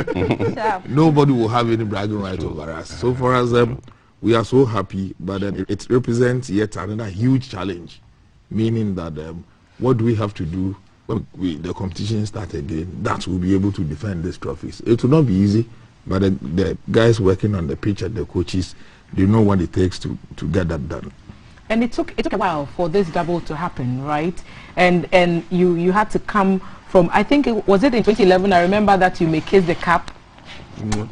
And then for a long time, the club suffered several challenges. Yes. How have you been able to overcome them, and how are you intending to ensure that you sustain this performance? Yes, the last time we won was 2009, when we won the league trophy. Since then, yes, since then we've not been able to do to get close to it. But then winning this means that whatever that we did, that in our opinion was good enough to get us this far, we only have to build up on it. If it is getting additional few players to make sure that it augments whatever we have already, and it also means that if whatever department of the club that we need to strengthen, I know the board and the board chairman, they are looking at it very well, that we have to strengthen whatever department so that we move on well. Yes, I mean, you're talking about strengthening, but are you not also afraid that people will poach your players? They may even poach your coach. You know? Coaches can be poached, you know. Yeah, assistant coaches can be poached. Yes, you know, because it's the year of the Samuel. I mean, Samuel Techi in the Olympics. Samuel, the year of the Samuels. Yeah, the year of the Samuels. I mean, your Samuels could be taken away from you, bro. It could be poached, but not this time. It can't happen this time. What makes you so sure? The mission we have, you know, winning this means that the expectations are very high. How are we going to be able to defend it? How are we going to be able to perform when we get onto the Champions League competition? There will be so many eyes on us, wanting us not to get it done, so that they will have something to say. We also want to do it, and then we'll continue to have the bragging rights. So the only way is continue to work hard as technical people, continue to work hard as players, and everybody bit and bit put together. And apart, because you're here, let me quickly pick your thoughts on this one. You have a special, unique relationship with GTV and GTV Sports Plus in particular. Yes. How has that helped you in this quest to bring back the love? Because there was a time when we all felt that there could be more love and attention being given to the local league as against the love and support that we apparently show. I mean, shout out to Barcelona. That we show to other teams internationally. How has that special relationship with GTV and GTV Sports Plus helped in this campaign? Yes, let me start by saying a big thank you to Mr. Lomote. We approached several TV stations. They didn't buy into our idea. But when we approached Mr. Lomote, he looked at it carefully and then understood the area that we wanted to venture into. It is only doing this has allowed us to be able to reach out to the rest of the world, that we are able to come up with all of our training activities, our games, the highlights, whatever that we do in camp, behind the scenes, the videos and all of that, that the supporters are able to get it on GTV. That keeps the feeling going right from the beginning till this period. When we went to the board chairman's residence on Monday, I think it is through GTV that they had to see all of this once again. So the partnership, yes, has brought us a lot of good, and I am very sure that going into Africa, there will be more wonders. And now other teams will be clamoring for our attention as well, and because Hatofok has capitalized on public service and made it such a big thing. I want to touch quickly on player welfare, because we see a lot of sportsmen and women. We've championed, for example, Prince Amate, who is an Olympic bronze medalist from 1972, and the fact that his current circumstances are not up to speed. What are we doing with player welfare and also ensuring that their futures are secured? I'll start, Ben, because you are an active player now. Maybe I'll pick your thoughts on what you think management is doing and what more they could do to make sure that you're taken care of. Yeah. I think currently Hatofok management is doing a lot to make sure that the future of the players are secured. I know they are paying for our SMIT every month. Yeah, and there is Star Life Assurance also at stake. So we the players need to take the opportunity and join the insurance scheme, so that when the unfortunate happens or when you finish your career, yeah, you know you have something to rely on. Okay. And talking about careers, has anyone thought about sporting talents? And I'll pick your thoughts on this, Sammy. There's so much young talent out there. People want to make it big on the big stage in the Premier League. What is Hatofok's plan to get young talent on board, so that when the current crop of players graduate, if I don't want to say fade out, but when they graduate to other things, the base will still be strong? This is my area. You know what? 2017, I joined Hatofok to come out with juvenile recruitment, and that is the Royal Oaks. So since 2017, we're on it. But because by then there was like where are you keeping them? So it's like you don't see them playing in competition, those stuff. So is it like an academy? But now, yes, now Pokemon is almost ready. So we're on course. And what's the procedure to get in? If someone is interested in becoming just a member you of get to the secretariat, you pick a form, then you are good to go. Finish. Yeah. How come? Did you see the beginning of this program? Like, we played some good football, even in my youth. general player. Now that we have a general coach, you're getting a lot of love on our Facebook page. Tell us about your live phobia. Somebody has sent the phobia colors in hats: red hat, blue hat, yellow hat. Phobia. We are getting a lot of you're getting a lot of fans from it. There's a comment here from Kosi Assis. It says, this one is greetings from headmaster to the coach. We're doing. You should tell him that I'm his brother, so he knows what. There's a question about. Okay, you won 2 trophies. Which one is the league one? For those who don't know, it's the league one. It's the league with the colors, yes. And then this is the MTN trophy. So. Are you officially double winners, or is there an issue of a treble? I heard something about some treble issues. What is the issue? Is it double, treble? We know you've won 2, it should be double. Why is there confusion? Under normal circumstances, winning the league and then some other team, if some other club had also won this, it means that the 2 teams will have to play. Then the eventual winner becomes the champion of champions. Okay. So we won this. So automatically we are the champion of champions. So we have 1 treble. So you won a treble. Yes. Although we can only see 2. Yes. Mathematics is so that trophy can only be presented to us. We don't have to play any game. Straight presentation. Yeah, it has to be presented to us. When is that happening? Probably maybe some coronation, something. They should bring it then. They should bring it. We can do it here, right? Yes. They should bring it here. They are watching. They are watching. They should come and present the third one here. I mean, definitely. I know some big Heart of Oak supporters. Jason, I know you're watching us from New York right now. You should go to your shift. They are coming. They will see you watching. So, Jason Amatefio, thank you for supporting Hearts for so long. Some of your supporters, they keep sending us messages. Since we advertised yesterday that you were coming on the show, so much love pouring in from all angles. So much congratulatory messages also from the other teams that play in the league. I'm sure that you would want a few seconds to say a few words to people that you think may have contributed to this double cum treble that we see. Yes, so let me start with you, Opare. Yes, I think we say a big thank you to all of our supporters, wherever that their support have come to the team right from the beginning. Not many gave us the chance that we'll be able to do it, but then we needed to keep on fighting and keep on fighting and fighting. We say thank you to the players and the technical guys for getting the job done well. They were also not giving that maximum support right from the beginning, I mean from outside. But then they knew that if they had to do something to prove their worth, this is how they were going to have it done, together with the players. But the biggest of all, the thanks go to our board chairman. But for him, I don't think that the club will be where we are now. Those who don't know him, what is his name? Toby Afede, the 14. The 14? Yes, the 14. So, Ben? Any shout-outs? Yeah, I would say a big thank you to the Almighty God for this wonderful victory that He has given us. You know, for a long time, I keep saying that Hearts of Oak has been barren for good 11 years. Yeah, just like a woman who has gone into marriage and there were no issues to show for.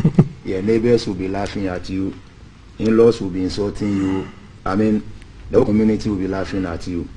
But thank God, 2021, the barren has given birth to twins. Triplets. Triplets. Did you see how quickly that trophies? So we give glory to God. But I also see a big thank you to my pastor, Reverend Daniel Leslie Amond, Pastor Dameti, and the entire Faith Gospel Ministry. They keep praying for me and the team. I also see a big thank you to Pastor Godfrey Bayala. They were all behind me and the team. They were praying for us, and all the other people who prayed for myself and the team. So this is a waste and means bit. What is waste and means? What is waste and means? There's always a budget for waste and means. Not in Hearts of Oak. No. But even prayers is waste and means. Because that one is it Don't you pray? So it's waste and means. So you are saying it. Your final comment, Sam. Thank you to our board chairman. Good. Very wonderful man. Seriously. I had opportunity to work shortly with him when things were very difficult. one-on-one relation excellent. To other board members, Faith Evangelical Church, Osu, Coach Abiu, Coach Donko, formerly of Accra Great Colleges, all Phobia family. I am saying this big thank you to my wife, Angela. Hey. Is she also a phobia? Oh, not a phobia. You give her your phone. One thing is, You give me your phone. That's another topic. that one. I think that one need to come. Nice one, but we thank you wisely for supporting you like that. We're almost out of time. Just to say happy birthday to Vandal Raymond. Today's your birthday. Happy birthday to you. No, but there's a comment here. People are asking, where can they get official Heart of Hope paraphernalia to buy? Okay. Jesse, so now that we are celebrating, but official one. Yes, if you get to the club secretariat, you get the choice that you want. All right. Yes, okay. Including the ones that we have done for the celebration for winning the cups as well. All right. Okay. Let me just say this to our supporters in Kumasi. I hear the whole Heart of Hope is moving to Kumasi this weekend. Yes, on Friday. Because our head coach will be getting married over the weekend. So we are all invited. Everybody's invited. Join the train. We'll take these trophies to the church room. It will be in the wedding reception. Yes. It will be in the wedding reception. In the church room, it will be there. On the altar. Yes. Thank you so much for being on the program. I just want to say very quickly before we wrap that, we had a conversation earlier on about the health minister and the calls for his resignation. A more detailed conversation will be held on GBC News on our flagship current affairs program called Focus. Okay. So watch out for that live program on GBC News. It's called Focus this morning, and they'll be looking at the matter of the health minister and all the controversies surrounding the procurement of the Sputnik V vaccine. So keep an eye on that. Thank you all so much also for joining. Our producer Ray. Hello, Ray. So this is birthday today. It's his birthday today. Okay. And we'll end with our proverb. Yep. So the chicken can never be declared innocent in the court of the cock. Let's have someone say that in Ghana. The chicken, you can't declare the chicken innocent. So let's in the we have said in Ghana. Yes. So far. The two of them will do best. The chicken, usually. We need to end it.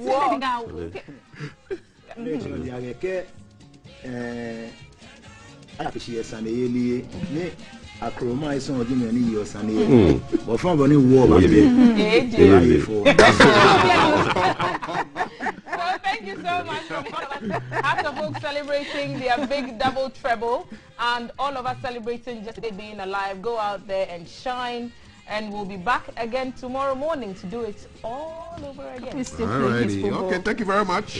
Thank you. Beautiful morning to you. Bye. You want to try?